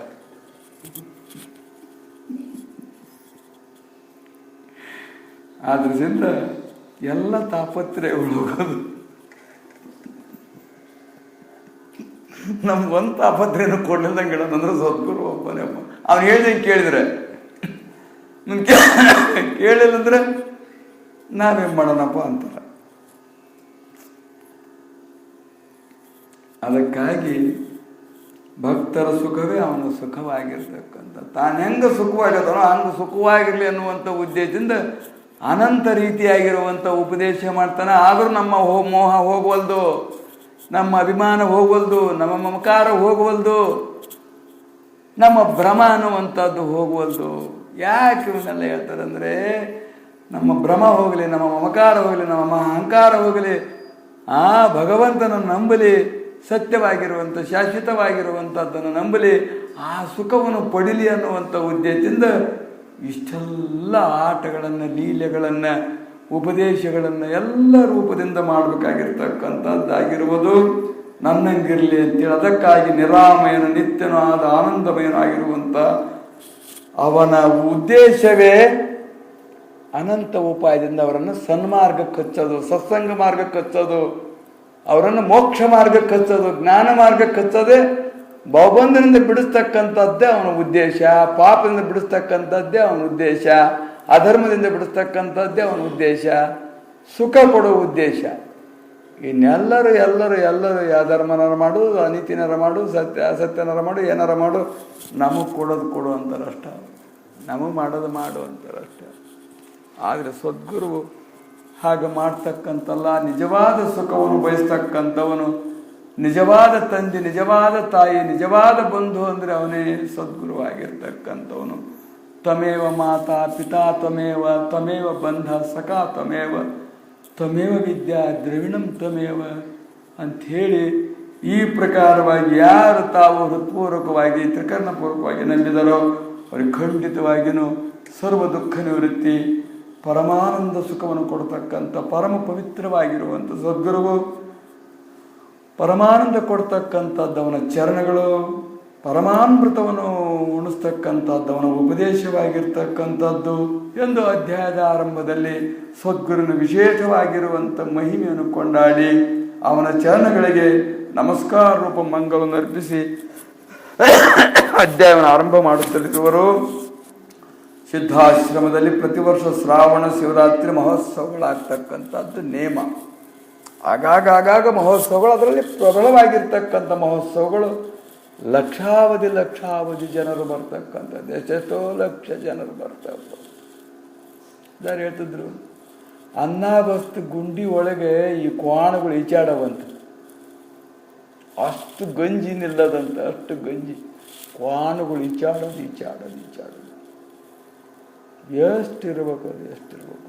ಅನುದಾನ ಏನು ಉದ್ದೇಶ ಅದೆಲ್ಲ ಮಾಡೋದು ಅಂದರೆ ಭಕ್ತರ ಹಿತಕ್ಕೋಸ್ಕರವಾಗಿ, ಉದ್ಧಾರಕ್ಕೋಸ್ಕರವಾಗಿಯೇ ಆ ರೀತಿಯಾಗಿರ್ತಕ್ಕಂಥ ಮಾಡ್ತಕ್ಕಂಥ ಕಾರ್ಯವು. ಅದರದ ಸಿಂದ ಅಡುಗೆ ಸಾಮಾನುಗಳೆಲ್ಲ ತಯಾರಾಗಬೇಕು, ಕಟ್ಟಿಗೆ ತಯಾರಾಗಬೇಕು, ಇಷ್ಟೆಲ್ಲ ತಯಾರಾದ್ರೂ ನೀರು ಬಹಳ ಮುಖ್ಯವಾಗಿರ್ತಕ್ಕಂಥದ್ದು. ಅದೇ 2 ಕೆರೆಗಳಿದ್ವಲ್ಲಿ, ಒಂದು ಬೇರೆ ರೀತಿ ಬಳಸಲಿಕ್ಕೆ, ಒಂದು ಕುಡಿಲಿಕ್ಕೆ, ಅಡುಗೆ ಮಾಡಲಿಕ್ಕೆ ಇರತಕ್ಕಂಥ ದೊಡ್ಡ 2 ಹೊಂಡಗಳಿದ್ದವು. ಅದು ಮಳೆ ಬಂದರೆ ತುಂಬತಕ್ಕಂಥದ್ದು, ಇಲ್ಲದ್ರೆ ಇಲ್ಲ. ಇನ್ನು ಬಾವಿ ನೀರಂತೂ ಒಂದು ಬಾವಿ ನೀರು ಸಾಕಾಗುವಂಗಿಲ್ಲ. ಹೀಗಾದಾಗ ಒಂದು ದಿವಸ ಒಂದು ವರ್ಷ ಮಳೆಗಾಲವಿಲ್ಲದಲ್ಲಿ ಬಾವಿ ಅದು ಕೆರೆ ಬರದಾಗಿ ಬಿಡ್ತು, 2 ಕೆರೆಗಳು ಬರದಾಗಿಬಿಟ್ಟು ಶಿವರಾತ್ರಿ ಮಹೋತ್ಸವ ಸಮೀಪ ಬಂತು ಅಂದಾಗ 1 ತಿಂಗಳು 2 ತಿಂಗಳು ಮುಂಚಿತವಾಗಿ ಅದ್ರ ಬಗ್ಗೆ ಎಲ್ಲ ಯೋಜನೆ ಮಾಡಿ ಯೋಜಿಸ್ತಿರ್ಬೇಕು, ಸಂಪಾದಿಸ್ತಿರ್ಬೇಕು, ಮಾಡ್ತಿರ್ಬೇಕು. ಆ ಕಾರ್ಯ ಹಂದ್ರ ಹಾಕೋದು, ಅದನ್ನು ಮಾಡೋದು, ಖಾರ ಕೊಟ್ಟೋದು, ಮಸಾಲೆ ಕೊಟ್ಟೋದು, ಅಕ್ಕಿ ಹಾಕ್ಸೋದು, ಹಿಟ್ಟು ಹಾಕ್ಸೋದು, ಇವೆಲ್ಲ ಇರ್ತಾವೆಲ್ಲ. ಅಷ್ಟು ಜಾತ್ರೆ ಬಂದು ಹೋದ್ರೆ ಏನೂ ಗೊತ್ತಾಗೋದಿಲ್ಲ. ಏನಪ್ಪ ಜಾತ್ರೆ, ಎಷ್ಟು ಜನ ಸೇರಪ್ಪ, ಏನಪ್ಪ ಊಟ ಅಂತ ಹೋಗ್ತಾರ. ಅದಕ್ಕೆ ಕಷ್ಟಪಟ್ಟು ಮಾಡೋರಿಗೆ ಗೊತ್ತಾಕತಿ. ಅಷ್ಟು ಓದ್ ಮಾಡ್ಬೇಕಾದ್ರೆ ಎಷ್ಟು ಕಷ್ಟ ಇರ್ತದೆ, ಎಷ್ಟು ಮಂದಿ ಕಷ್ಟ ಇರ್ತದೆ ಅದರೊಳಗೆ, ಎಷ್ಟು ಮಂದಿ ಸಾಹಸ ಇರ್ತದೆ ಅದರೊಳಗೆ ಅನ್ನೋದು ಆ ಮಾಡೋರಿಗೆ ಗೊತ್ತಾಗ್ತಿರ್ತದೆ. ಅಷ್ಟೆಲ್ಲ ಸಾಹಸ ಮಾಡಿ ಭಕ್ತರು ತಾವು ನಮಗಿನ್ನೇನು ತಪಸ್ಸು ಮಾಡೋಕ್ಕಾಗಲ್ಲ, ಯೋಗ ಮಾಡೋಕ್ಕಾಗಲ್ಲ, ಎಷ್ಟು ಸೇವನಾರ ಮಾಡಿಬಿಟ್ರು ಸಾಕು, ಅಷ್ಟು ದಿವಸ ನಾವು ಧನ್ಯರಾಗ್ತೇವೆ ಅನ್ನುವಂಥ ಉದ್ದೇಶದಿಂದ ಮಾಡ್ತಾರೆ ಅವರು ನಿಶ್ಚಯಿಂದ. ಆ ಸಮಯ ಬಂದಾಗ ಸಿದ್ಧಾರೂಢರು ಯೋಚಿಸಿ ಅವರನ್ನು ಪರೀಕ್ಷೆ ಮಾಡ್ಬೇಕನ್ನೋ ಉದ್ದೇಶನೋ ಏನೋ ಒಟ್ಟು ಯೋಚಿಸಿ ಈ ವರ್ಷ ಶಿವರಾತ್ರಿ ಜಾತ್ರೆ ಬೇಡ, ನಿಂದಿರಿಸಿ ಬಿಡೋಣ ಅಂತ ಹೇಳಿದರು. ಎಲ್ಲ ಮಾಡ್ತಕ್ಕಂಥ ಸೇವಾ ಧುರೀಣರನ್ನೆಲ್ಲ ಕರೆಸಿ ಹೇಳಿದರು, ಕೆರೆ ಬರದಾಗಿಬಿಟ್ಟದಪ್ಪ, ನೀರಿಲ್ಲದ್ರೆ ಏನೂ ಮಾಡೋಕ್ಕಾಗೋದಿಲ್ಲ. ಉತ್ಸವ ಅಂದರೆ ಸಂತೋಷವಾಗಬೇಕು, ಯಾವುದಾದ್ರೂ ಕೊರತೆ ಆಯ್ತಂದ್ರೆ ಅದು ಉತ್ಸವ ಅಂತ ಅದು ಅನಿಸ್ಕೊಳೋದಿಲ್ಲ. ನೀರೇ ಇಲ್ದಾಗ ಕುಡಿಯೋಕೆ ಎಲ್ಲಿದ್ದ ತಂದು ಕೊಡಬೇಕು, ಅವ್ರಿಗೆ ಏನು ಮಾಡೋಕ್ಕೆ ಇವೆಲ್ಲ ಆಗೋದಿಲ್ಲ. ಆದ್ದರಿಂದ ನಾನು ಹೇಳೋದೇನೆಂದ್ರೆ ಈ ವರ್ಷ ಉತ್ಸವ ಬೇಡ, ಶಿವರಾತ್ರಿ ಉತ್ಸವ. ಮತ್ತು ಮುಂದಿನ ಸಲ ಭಗವಂತ ನೀರು ಕೊಟ್ಟ ಅಂದರೆ ಮಾಡೋಣ, ಅದರಿಂದ ಬೇಡ ಅಂಥೇಳಿ ಅವರೆಲ್ಲರನ್ನ ಕೂರಿಸಿ ಭಾಳಷ್ಟು ಮಂದಿ ಕೂಡಿಸಿ ಹೇಳಿದರು. ಕೆಲವರು ಸೋಂಬೇರಿಗಳು ಹೌದು ಅಂದರು, ತಲೆ ಹಾಕಿದ್ರು, ಸರಿ ಇದೆ ಹಿಂಗೆ ಮಾಡೋದು ಸರಿ ಅಂದರು ಕೆಲವರು. ಅವರು ಪರೀಕ್ಷೆ ಮಾಡೋಕೆ ಒಮ್ಮೊಮ್ಮೆ ಪ್ರಯೋಗಗಳನ್ನು ಮಾಡ್ತಿರ್ತಾರೆ, ಏನೇನೋ ಪ್ರಯೋಗಗಳನ್ನು ಮಾಡ್ತಿರ್ತಾರೆ. ತಮ್ಮ ಅನುಕೂಲ ಆದರೆ ಅಜ್ಜಾರು ಆಜ್ಞೆನಪ್ಪ ಇದು ಅಜ್ಜಾರು ಹೇಳಿದಾರ ಅಂತಾರೆ. ತಮ್ಗೆ ಅನುಕೂಲ ಆಗಂಗಿತ್ತು, ತಮಗೇನಾರ ಅಂದರೆ ಇಲ್ಲ ಅಂದರೆ ಒಪ್ಪೋದಿಲ್ಲ. ಹಂಗೆ ಕೆಲವರು ಹೌದೌದು ನೀರು ತರೋಕ್ಕಾಗೋದಿಲ್ಲ, ಹೊತ್ಕೊಂಬಂದು ಎಲ್ಲಾರ ಅಷ್ಟು ಪರಿಸಿ ಕೊಡೋಕ್ಕಾದಿತ್ತ. ಅವಾಗೆಲ್ಲ ಈ ನಮೂನೆ ಸಾಧನಗಳೇನಿಲ್ಲಲ್ಲವ, ನೀರು ತರೋ ಮಾಡಲಿ ಅವು ಇವು ಏನು ಸಾಧನಗಳಿಲ್ಲವೇ ಅವಾಗ. ಕೆಲವರು ಅದಕ್ಕೆ ಒಪ್ಪಿದ್ರು, ಕೆಲವರು ಒಪ್ಪಲಿಲ್ಲ, ಸುಮ್ಮನೆ ಇದ್ರೆ ಏನಿದು. ಅವರು ಪ್ರಾರಂಭ ಮಾಡಿರೋದೇ ಜಗದುದ್ಧಾರಕ್ಕೋಸ್ಕರವಾಗಿ ಕಾರ್ಯಕ್ರಮ ಅಂದ ಬಳಿಕ ಅದು ನಿಂದಿತ್ತು ಅಂದರೆ ಅವ್ರ ದರ್ಶನಕ್ಕೆ ಜನ ಬರೋರಿಗೆ ತೊಂದರೆ ಆಕತಿ, ಸೇವಾ ಮಾಡೋರಿಗೆ ತೊಂದರೆ ಆಕತಿ, ದಾಸೋಹ ಮಾಡೋರಿಗೆ ತೊಂದರೆ ಆಕತಿ.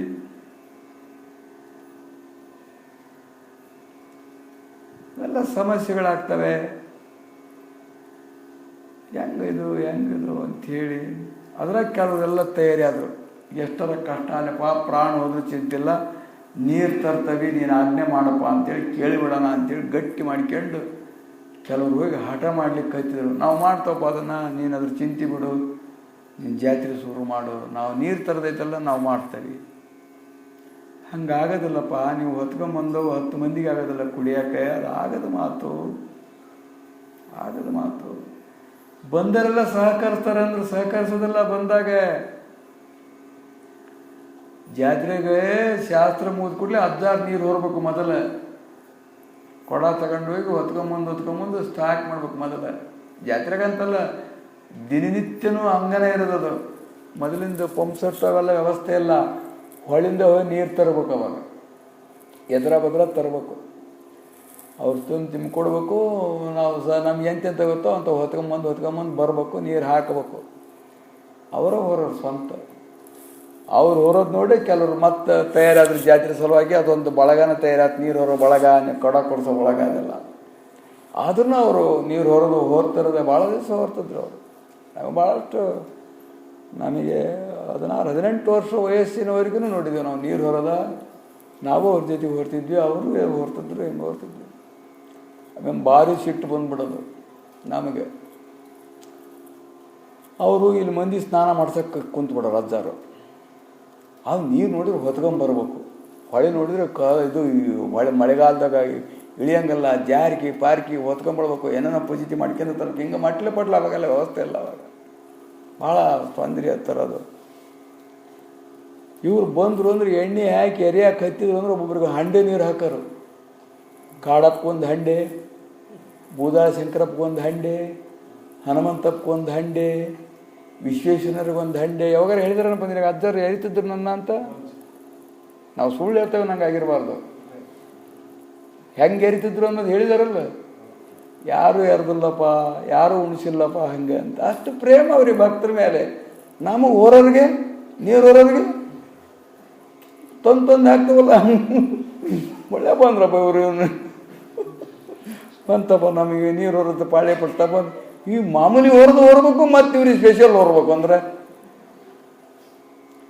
ಏನೋ ಅರ್ಧ ಲೀಟ್ರ್ ಗಂಟ್ಲೆ ಎಣ್ಣೆ ಹಾಕಿ ಮೈ ತುಂಬ ಹಂಗೆ ತಪ್ಪ ತಿಕ್ಸಿ ಮಾಡಿ ಭಾರಿ ಕೆಲಸ ಅದು.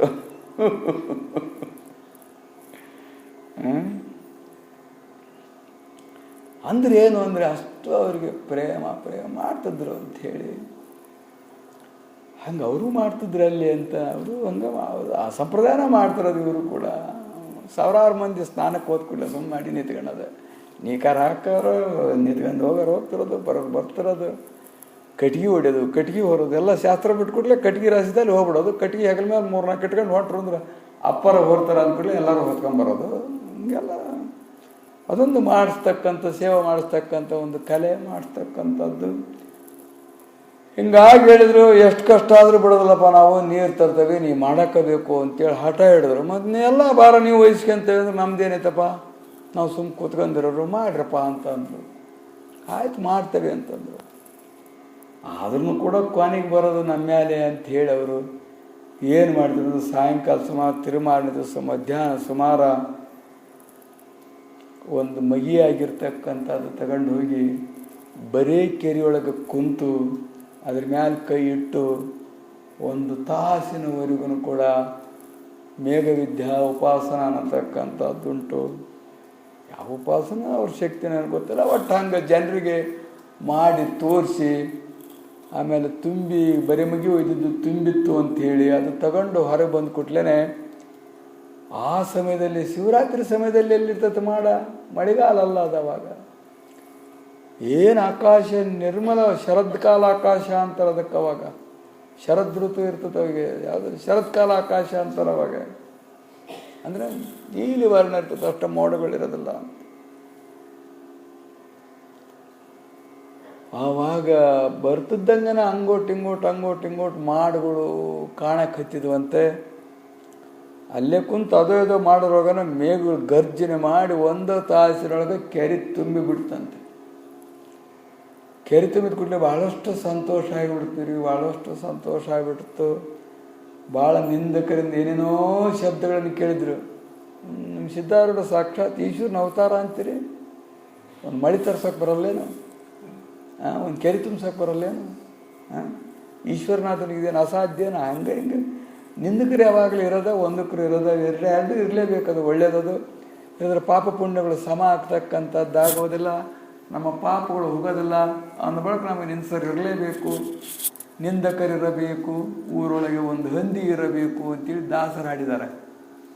ನಿಂದಕರಿರಬೇಕು, ಊರೊಳಗೆ ಒಂದು ಹಂದಿ ಇರಬೇಕು. ಹಂದಿದ್ರೆ ಕೇರೆಲ್ಲ ಸ್ವಚ್ಛ ಆಗಿಬಿಡ್ತದೆ.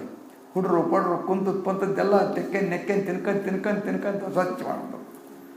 ಇವ್ರದ್ದು ಅವ್ರದ್ದು ಕೂಡ ಎಲ್ಲ ಸ್ವಚ್ಛ ಮಾಡಿಬಿಡ್ತದಲ್ಲ. ನಿಂದಕರಿದ್ರಂದರೆ ನಮ್ಮ ಪಾಪನೆಲ್ಲ ತೊಳೆದು ಬಿಡ್ತಾರೆ. ನಮ್ಮ ಕರ್ಮ, ನಮ್ಮ ಮಲ ಪಾಪ ತೊಳಿತಾರೆ ಅಂತೀವಿ. ಅದಕ್ಕೆ ಅವರು ಎಷ್ಟು ಚೆನ್ನಾಗಿ ಹೇಳ್ತಾರೆ ಅಂದರೆ, ನಿಂದಕರು ನಾಲಿಗಿಂದ ನಮ್ಮ ಮಲ ಬಾಸ್ತಾರೆ, ತಾಯಿ ಆದಂಥವಳು ಎಡಗೈಲಿಂದ ಬಾಸ್ತಾಳೆ, ಎಡಗೈಲಿಂದ. ನಿಂದಕರು ನಾಲಿಗಿಂದ ಬಾಸ್ತಾರೆ ಅಂತೇಳಿ ಒಂದು ಕಡೆಗೆ ಹೇಳ್ತಾರೆ ಪದದೊಳಗೆ ಅವರು.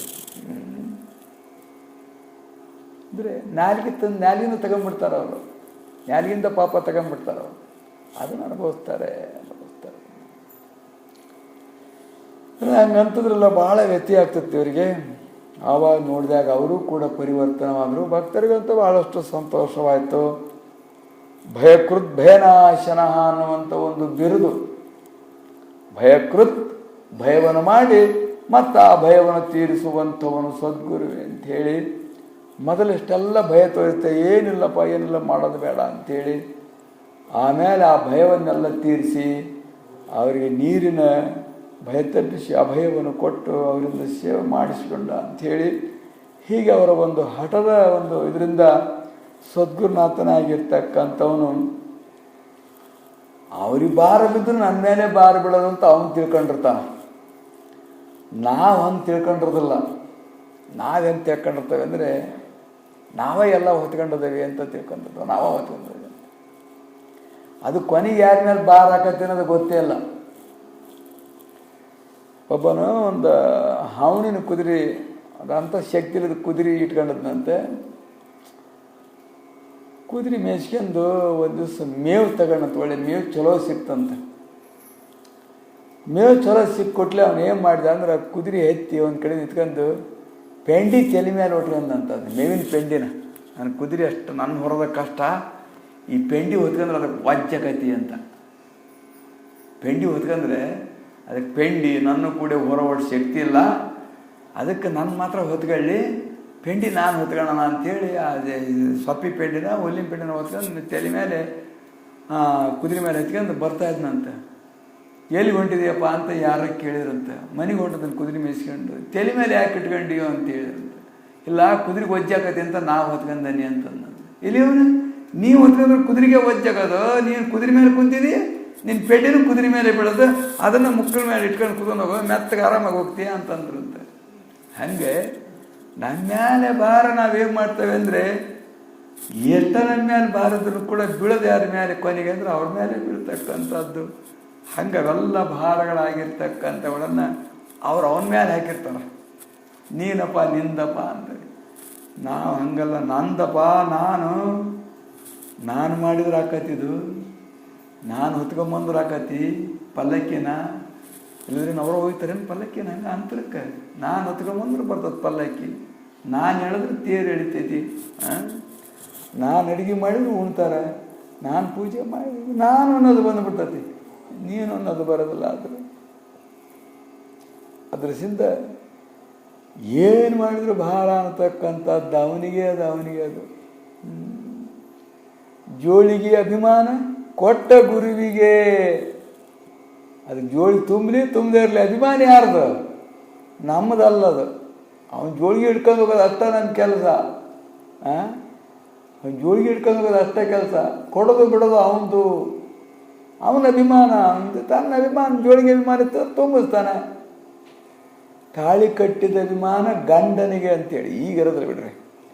ತಾಳಿ ಅಭಿಮಾನ ಕಟ್ಗೆಂದರಿಗೆ ಇರೋದಿಲ್ಲ, ಕಡಿದನಿಗೆ ಇರೋದಿಲ್ಲ. ಲಗ್ನ ಅಲ್ದವು ಕೆಲವು ತಾಳಿ ಕಟ್ಕೊಂಡು ಕಾಲ್ಪಿಲ್ಲಿ ಇಟ್ಕೊಂಡು ಏನೇನೋ ಮಾಡ್ತಾವೆ, ಲಗ್ನ ಆಗಿರೋದಿಲ್ಲ. ಆಮೇಲೆ ಗಂಡು ಸತ್ತವು ಕೂಡ ತಾಳಿ ಕಟ್ಕೊಂಡು ಮೂಗೊಟ್ಟು ಇಟ್ಕೊಂಡು ಕುಂಕುಮ ಇಟ್ಕೊಂಡು ಇರ್ತಾವೆ. ಈಗಿನ ಪದ್ಧತಿ ಬದಲಿ ಕಟ್ಟಿದ ಅಭಿಮಾನ ಇರಬೇಕು ಅಂತ ಅದು ನೇಮ. ಎಷ್ಟು ದಿವಸ ಇರ್ತದೋ ಗೊತ್ತಿಲ್ಲ. ಆಮೇಲಂತೂ ಇಲ್ಲದ ಭಾಳ ನೋಡಿದ್ದೀವಿ ನಾವು. ಅಂದರೆ ಜೋಳಿಗೆ ಅಭಿಮಾನ ಐತಲ್ಲ, ಅದು ಗುರುವಿನ ಜೋಳಿಗೆ, ಗುರು ಕೊಟ್ಟಿರ್ತಕ್ಕಂಥದ್ದು. ಆ ಜೋಳಿಗೆ ಒಳಗೆ ಏನು ಹಾಕ್ಬೇಕು ಅದನ್ನು ಹಾಕ್ಯಂದು, ಜೋಳಿಗೆ ಒಳಗೆ ಏನು ತರ್ಬೇಕು ಅದನ್ನು ತಂದು ಅದನ್ನು ಹೆಂಗೆ ಬಳಸ್ಬೇಕು ಹಂಗೆ ಬಳಸಿದರೆ ಅದರ ಅಭಿಮಾನ ಅವನಿಗೆ ಇದ್ದೇ ಇರ್ತದೆ. ಇತ್ತೀಚೆಗೆ ಕೆಲವು ಸ್ವಾಮಿಗಳು ಅವರು ಇವರು ಹೇಳ್ತಾ ಇದ್ದಾರೆ, ನಿಮ್ಮ ದುಶ್ಚಟಗಳನ್ನೆಲ್ಲ ತಂದು ನಮ್ಮ ಜೋಳಿಗೆ ಹಾಕಿರಿ ಅಂತಂದರೆ. ಅವರಿಗೆ ಆ ಜೋಳಿಗೆ ಮಹತ್ವನ ಗೊತ್ತಿಲ್ಲೇನೋ ಅನ್ನಿಸ್ಬಿಡ್ತದೆ ನಮಗಂತೂ. ಜೋಳಿಗೆ ಅಂದ್ರೆ ಏನು, ಅದರ ಶ್ರೇಷ್ಠತೆ ಏನು, ಅದಕ್ಕೆ ಏನು ಹಾಕಬೇಕು, ಎಂಥದ್ದು ಹಾಕ್ಸ್ಕೋಬೇಕು ಅನ್ನೋದು ಗೊತ್ತಿಲ್ಲ, ಎಂಥದ್ದು ಹಾಕ್ಬೇಕು ಅನ್ನೋದು ಗೊತ್ತಿಲ್ಲ. ಅವ್ರು ಜೋಳಿಗೆನೂ ಹಿಡಿದಿರೋದಿಲ್ಲ ಅಂದರೆ ಸುಮ್ಮನೆ ಬಾಯಾಗ ಅನ್ನೋದು ಹಂಗೆ.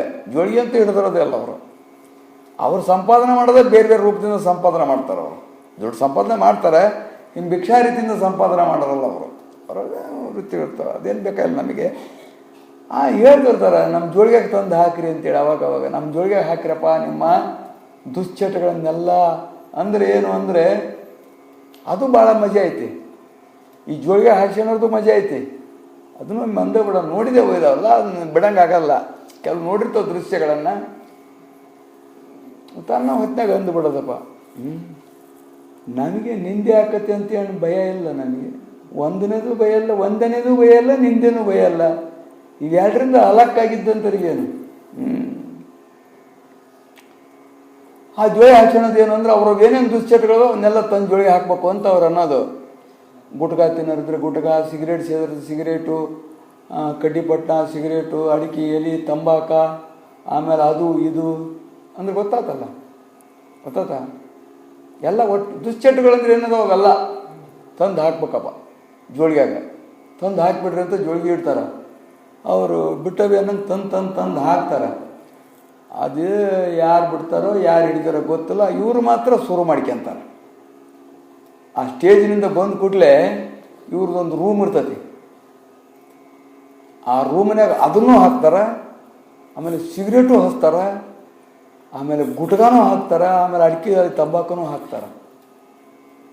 ನಾವು ಒಂದು ಕಡೆಗೆ ಹೋದಾಗ ಹಿಂಗೆ ಆತು ನೋಡಿದ್ವಿ. ಒಂದು ಹಾಕ್ರಿ ಅಂತ ತಂದುಬಿಟ್ರು. ತಂದು ಅವಿದ್ದೋ ಪದ್ದೋ ಬಕ್ಕಣದಾಗಿದ್ದ ಬಾಟ್ಲಿ, ಗುಟ್ಕಾ ಚೀಟು, ಸಿಗರೇಟ್ ಪ್ಯಾಕು ಅವನ್ನೆಲ್ಲ ಹಾಕಿದ್ರು. ಎಲ್ಲ ಏನು ಈ ಜೋಳಿ ಹಾಕ್ಸ್ಕೊಂಡು ಏನು ಮಾಡ್ತಿದ್ದಾರಪ್ಪ ಇವರು ಅಂತ ನಾವು ಭಾಳ ಯೋಚನೆ ಆಯ್ತು. ಯಾಕೆ ಜೋಳಿ ಹಾಕ್ಸ್ಕೊಂಡು ಹೋಗ್ಬೇಕು ಅದನ್ನು ಅಂತೇಳಿ. ಒಗಿರಪ್ಪ ಅಲ್ಲ ತಿಪ್ಪಿಗೆ ಅಂದ್ರೆ ಅದೊಂದರ ಮಾತು. ಈ ಜೋಳಿಗೆ ಹಾಕ್ಸ್ಕೊಂಡ್ಬಿಟ್ರಲ್ಲ ಯಾಕೆ, ಏನೋ ಇರ್ಬೇಕಿದ್ರಾಗ ಒಂದು ತತ್ವ ಅಂತ ನಮಗೂ ಒಂಥರ ಕುತೂಹಲ ಆಯ್ತು. ಮೊದಲ ಅಸಹ್ಯ ಆಯ್ತು. ಏನೋ ಇರ್ಬೇಕು ಇವ್ರದ್ದು ಒಂದು ಉದ್ದೇಶ. ಪ್ರಯೋಜನ ಮನುದ್ದೇಶಂ ಮಂದೋಪಿ ನ ಪ್ರವರ್ತತೆ ಅಂತ ಹೇಳ್ತೈತಿ ಧರ್ಮಶಾಸ್ತ್ರ. ಪ್ರಯೋಜನ ಏನೋ ಹೇಳಿದ್ವಾಗಲೇ, ಪ್ರಯೋಜನ ಮನುದ್ದೇಶಂ, ಪ್ರಯೋಜನವಿಲ್ಲದೆ ಇರ್ತಕ್ಕಂಥದ್ದು ಮಂದನು ಕೂಡ ಪ್ರವೃತ್ತಿ ಆಗೋದಿಲ್ಲ ಯಾತರಾಗು ಅಂತೇಳಿ. ಏನಾರ ಒಂದು ಪ್ರಯೋಜನವಿದ್ದರೆ ಮಾತ್ರನೇ. ಇರಿವಿ ಯಾಕೆ ಹತ್ತೋಕತಿ ಅಂದ್ರೆ ಸಕ್ಕರೆ ದಬ್ಬಿ ಮ್ಯಾಲಿದ್ದಾಗ ಪ್ರಯೋಜನ ಆಕತಿ ಅಂತ ಹತ್ತದು. ಹಕ್ಕಿ ಯಾಕೆ ಹಾರಿ ಬಂದು ಆ ಮರದ ಮೇಲೆ ಕೊಡ್ತದೆ, ಹಣ್ಣು ಐತಿ ಅಂತ ಬರ್ತೈತಿ. ಎಲ್ಲವೂ ಪ್ರಯೋಜನವಿಲ್ಲದ್ರೆ ಯಾವ ಪ್ರವೃತ್ತಿ ಆಗೋದಿಲ್ಲ ಅನ್ನುವಂಥದ್ದು ನಿಯಮ. ಅಂದಾಗ ಇದ್ರಾಗ ಯಾಕೆ ಪ್ರವೃತ್ತಿ ಆಗ್ಯಾರ ಅನ್ನುವಂಥದ್ದು ಕುತೂಹಲ ಬಂತು ನನಗೆ. ಹೋಗಿ ಕೂತ್ಕೊಂಡ್ರು. ಅವ್ರು ಒಂದು 7-8 ಮಂದಿ ಎಲ್ಲ ಭಾಳ ಒಳ್ಳೊಳ್ಳೆ ಪ್ರವಚನ ಮಾಡಿದ್ರು. ಒಟ್ಟರು ಒಳಗೆ ಹೋಗಿ ಕೂತ್ಕೊಂಡ್ರು. ಇವನು ಶುರು ಮಾಡ್ಕೊಂಬಿಟ್ಟಿದ್ದಾರೆ ಅವರು, ಇವೆಲ್ಲವೂ ಶುರು ಮಾಡ್ಕೊಂಬಿಟ್ಟಿದ್ದಾರೆ. ಅವರಿಂದ ಬಿಡಿಸಿದ್ರು ಸಭೆಗೆ, ಇವ್ರು ಶುರು ಮಾಡ್ಕೊಂಬಿಟ್ರೆ ಭಾಳ ಚೆನ್ನಾಗೈತಿದ್ದು ಅಂದ್ವಿ ನಾವು. ಆ ಕಡೆ ಎದುರಿಗಿದ್ವಿ, ಏನೋ ಈ ನಮೂನಿ ವಾಸನೆ ಇದೆಲ್ಲ ಬರಕತ್ತೈತಿ ಈ ರೂಮ್ನಾಗ, ಏನೋ ಕುತೂಹಲ ನಡೀತೈತಿ ಅಂತೇಳಿ ಕದ ಮುಂದಕ್ಕೆ ಬಿಟ್ಟಿದ್ರೆ ದಡಗ್ನ ತೆಗೆದುಬಿಟ್ಟು ತೀರ್ತು ನಾವು. ಅವ್ರ ಪಾಪ ಯಾರೂ ಬರಲ್ಲ ಅಂತ ಅವ್ರದ್ದೇನು ಸಂಪ್ರದಾಯ ಗೊತ್ತಿಲ್ಲ. ನಾವು ಏನು ಭಯ ಇಲ್ದಾರಲ್ಲ, ನಾವು ಕದ ತೆಗೆದುಬಿಟ್ವಿ. ಎಲ್ಲರೂ ಒಂದು ನಮೂನಿ ಆಗಿಬಿಟ್ಟಿದ್ರು ಅಲೆ. ನಡೀಲಿ ನಿಮ್ಮದು ದಾಸೋ ನಡೀಲಿ ಮತ್ತೆ ಕದ ಹಾಕ್ಯಂದು ಇಟ್ಲ ಬಂದ್ವಿ. ಇಲ್ಲಿ ಹೇಳುವ ತಾತ್ಪರ್ಯ ಇಷ್ಟೇ, ಇವರು ಬಿಡಿಸೋರೆಲ್ಲ ಹಿಡ್ತಿರ್ತಾರೆ, ಇವರೇ ಹಿಡಿದಿರ್ತಾರೆ ಅಂತ. ಅದು ಪ್ರಯೋಜನಕಾರಿ ಆಗ್ತಕ್ಕಂಥದ್ದಲ್ಲ. ಅದು ಆ ಜೋಳಿಗೆಗೂ ಕೂಡ ಗೌರವ ಕೊಡ್ತಕ್ಕಂಥದ್ದಲ್ಲ. ಆದ್ರೂ ಅವ್ರು ಕೊಟ್ಟರೋರು ಹೆಂಗದಾರ, ಇಸ್ಕೊಂಡ್ರವ್ರು ಹೆಂಗದಾರ ಏನೋ ಗೊತ್ತಿಲ್ಲಪ್ಪ ಇದ್ರಾಗ. ಇಂತಿಂಥದ್ದೇ ಭಿಕ್ಷೆ ಮಾಡಬೇಕು ಜೋಳಿಗೆಯೊಳಗಂತ ನೇಮ ಐತಿ ಧರ್ಮಶಾಸ್ತ್ರದ್ದು. ಇಂಥರ ಮನೆಯಾಗ ಭಿಕ್ಷೆ ತರಬೇಕು ಅಂತ ನೇಮ ಐತಿ, ಇಷ್ಟೇ ತರಬೇಕು ಅಂತಲೂ ನೇಮ ಐತೆ ಆ ಜೋಳಿಗೆಗೆ. ಜೋಳಿಗೆ ಮಹತ್ವ ಭಾಳ ಮುಖ್ಯವಾಗಿರ್ತಕ್ಕಂಥ ಸಿದ್ಧಾರೂಢನ ಜೋಳಿಗೆ ಜಗತ್ತಿಗೆಲ್ಲ ಹೋಳಿಗೆ ಅಂತೇಳಿ ಅದು ಅಷ್ಟು ಪವಿತ್ರವಾಗಿರ್ತಕ್ಕಂಥದ್ದು. ಆದರೆ ಇತ್ತೀಚಿನವರು ಬಳಸೋದು ನೋಡಿಬಿಟ್ರೆ ಭಾಳಷ್ಟು ವ್ಯತಿ ಆಗ್ತತಿ. ಆ ದೃಷ್ಟಿಯಿಂದ ಏನು ಅಂದರೆ ಭಾಳಷ್ಟು ನಾವು ತಿಳಿಗೇಡಿತನ ಅನ್ನತಕ್ಕಂಥದ್ದು ಭಾಳಷ್ಟು ನಡೀತಾ ಇರ್ತತಿ. ಆ ದೃಷ್ಟಿಯಿಂದ ಜೋಳಿಗೆ ಅಭಿಮಾನ ಕೊಟ್ಟ ಗುರುವಿಗೆ ಇಸ್ಗಂಡನಿಗೂ ಕೂಡ ಜೋಳಿಗೆ ಅಭಿಮಾನ ಇರಬೇಕು, ಗುರುವಿನ ಅಭಿಮಾನ ಇರಬೇಕು, ಎರಡೂ ಇರಬೇಕು. ಅವ್ನು ಜೋಳಿಗೆ ಕೊಟ್ಬಿಟ್ಟ ಅಂತೇಳಿ ಅವ್ರ ಅಭಿಮಾನ ಬಿಟ್ಬಿಟ್ಟು ನಮ್ಮ ಅಭಿಮಾನದಾಗ ಹೆಂಗಾರ ಮಾಡಿದ್ರೆ ಅದು ಕೆಡಕಾಕತಿ. ನಮಗೆ ಅವ್ರ ಅಭಿಮಾನ ಇರಬೇಕು, ಅವ್ರು ನಮ್ಮ ಅಭಿಮಾನ ಇರಬೇಕು. ಹಿಂಗಾದಾಗ ಮಾತ್ರ ಅದು ಸರಾಗವಾಗಿ ಸಾಕ್ತತಿ ಸೇವೆ ಅನ್ನತಕ್ಕಂಥದ್ದು. ಹೀಗೆ ಸೇವೆ ಮಾಡಿ ಆ ಭಾರವಾಗಿರ್ತಕ್ಕಂಥದ್ದೆಲ್ಲದ ಅವ್ರಿಗೊಪ್ಪಿಸಿ ಅವರೇ ಆ ರೀತಿ ಸಂಕಲ್ಪ ಮಾಡಿ ಮಳೆ ತರಿಸಿ ಆ ಸಲ ಇನ್ನೂ ವಿಶೇಷವಾಗಿ ಎಲ್ಲ ಕಡೆಗೆ ನೀರಿಲ್ದ ಮತ್ತು ಅಲ್ಲಿ ಸಂಪಾಗಿ ಊಟ ನೀರು ಎಲ್ಲ ಸಿಗ್ತೈತಿ ಅಂದರೆ ಭೀಮ ಸ್ನಾನ ಮಾಡ್ತಾನೆ ಇಲ್ಲಿ ಅಂತಾನಲ್ಲ ಇವನು. ಬೇಕಾದಂಗೆ ಪಂಪ್ ಸೆಟ್ಟು ದೊಡ್ಡ ಟ್ಯಾಂಕ್ ಅದಾವ, ಅಲ್ಲಿ ಹಂಗೆ 15 ದಿವ್ಸಕ್ಕೆ 20 ದಿವ್ಸಕ್ಕೆ ಏನು ಬರೋದಿಲ್ಲ ನೀರಿಲ್ಲಿ ಮಾಡಿದಾಗ ಹೆಂಗಾರ ಮಾಡ್ಕೆ ಬಿಸಿನೀರು ನನಗೆ ಈಡಾಗೋದಿಲ್ಲ ಸಹ ನಾನು ಬರೀ ತಣ್ಣೀರ ಮಾಡ್ತೇನೆ. ಯಾಕೋ ಅಂದ್ವಿ ಭೀಮ್ ಸ್ನಾನಕ್ಕೆ ಯಾರು ಹಗಲೆಲ್ಲ ಬಕೆಟ್ ತಗೊಂಬರೋದು ಅಂದ. ಬಕೆಟ್ ತುಂಬ್ಕೆಣದೈತಿ ಹೊಯ್ಕೆಣದೈತಿ. ಹಂಗೆ ಜಾತ್ರೆ ಅಂದ್ರೆ ಏನಪ್ಪ ಅಂದ್ರೆ ಯಾವ್ಯಾವ ದಾಸೋದ ಚಲೋ ಐತೆ ಅಲ್ಲಿ ಹೊಡ್ಕಂದು ಅಡ್ಡಾಡ್ತಿರೋದು, ಸ್ನಾನ ಮಾಡ್ತಿರೋದು, ನೀರಿಗೆ ಹೆಂಗೆ ಬರ್ತಾ ಅದೇನು ಬರ್ತಾ ಸಂತೋಷವಾಗಿರ್ತಕ್ಕಂಥದ್ದು ಅಂತೇಳಿ. ಆದ್ರಿಂದ ಅಷ್ಟು ಸಂತೋಷವನ್ನು ಭಕ್ತರಿಗೆ ಅಭಕ್ತರಿಗೆ ದುಷ್ಟರಿಗೆ ಶ್ರೇಷ್ಠರಿಗೆ ಎಲ್ಲರಿಗೂ ಸಮಾನ ದೃಷ್ಟಿಯಿಂದ ಮಾಡಿ ಅವರನ್ನು ಕ್ರಮೇಣವಾಗಿ ಸಮಯ ಸಿಕ್ಕಾಗ ಸಂದರ್ಭ ಸಿಕ್ಕಾಗ ತನ್ನ ದರ್ಶನ ಸ್ಪರ್ಶನ ಸಂಭಾಷಣೆ ಉದ್ಧಾರ ಮಾಡ್ತಕ್ಕಂಥದ್ದು ಉದ್ದೇಶದಿಂದ ಆ ರೀತಿಯಾಗಿರುವಂಥ ಶಿವಸಪ್ತಾಹವೆನ್ನತಕ್ಕಂಥದ್ದನ್ನು ನಡೆಸಿ ಅದನ್ನೆಲ್ಲ ಕಡೆಗೆ ನಡೆಯುವ ಹಾಗೆ ಮಾಡಿ ಅದರ ಮೂಲವಾಗಿರ್ತಕ್ಕಂಥ ಉದ್ದೇಶ ರಹಸ್ಯ ತತ್ವವಾಗಿರ್ತಕ್ಕಂಥದ್ದು ತಿಳ್ಕೊಂಡು ನಡೆದವರಿಗೆ ಖಂಡಿತವಾಗಿದು ಮೋಕ್ಷ ಮಾರ್ಗವಾಗಲಿ ಅನ್ನುವಂಥದ್ದನ್ನು ಹರಿಸಿ ಆ ರೀತಿಯಾಗಿ ತಾವು ಮಾಡಿ ಮಾಡ್ಸಕ್ಕೆ ಹಚ್ಚಿ ತೋರಿಸಿ ಈ ಪ್ರಕಾರವಾಗಿ ಜಗತ್ ಕಲ್ಯಾಣ ಮಾಡ್ತಾ ಇದ್ರು ಸದ್ಗುರುಗಳು ಸಿದ್ಧಾರೂಢರು ಎಂದು ಈ ಪ್ರಕಾರವಾಗಿ ಅವ್ರ ಮೇಲೆ ಬಹಳಷ್ಟು ವಿಶ್ವಾಸ ಭಕ್ತರಿಗೆ ಮೂಡುವಂಥದ್ದಾಯಿತು. ಎಂಥ ಕಷ್ಟ ಬಂದರೂ ಕೂಡ ಸದ್ಗುರು ಪಾರ ಮಾಡ್ತಾನಿದ್ರು, ಏನೂ ಸಮಸ್ಯೆವಿಲ್ಲ ಅನ್ನುವಂಥ ಭಕ್ತಿ ವಿಶ್ವಾಸ ದೃಢವಾಗ್ತಾ ಹೋಯಿತು. ಆ ಮುಖೇಣವಾಗಿ ಮೋಕ್ಷವನ್ನು ಹೊಂದಿದರು ಎಂಬಲ್ಲಿಗೆ ಸಿದ್ಧಾರೂಢ ಕಥಾಮೃತದೋಳು ಶ್ರವಣ ಮಾತ್ರದಿಂದ ಪಾಪಗಳನ್ನು ಬಸು ಮಾಡುವಂಥ ಈ ಅಧ್ಯಾಯವನ್ನು ಶಿವದಾಸನು ಸದ್ಗುರುವಿನ ಚರಣಾರವಿಂದಗಳಲ್ಲಿ ಅರ್ಪಿಸಿರುವನು.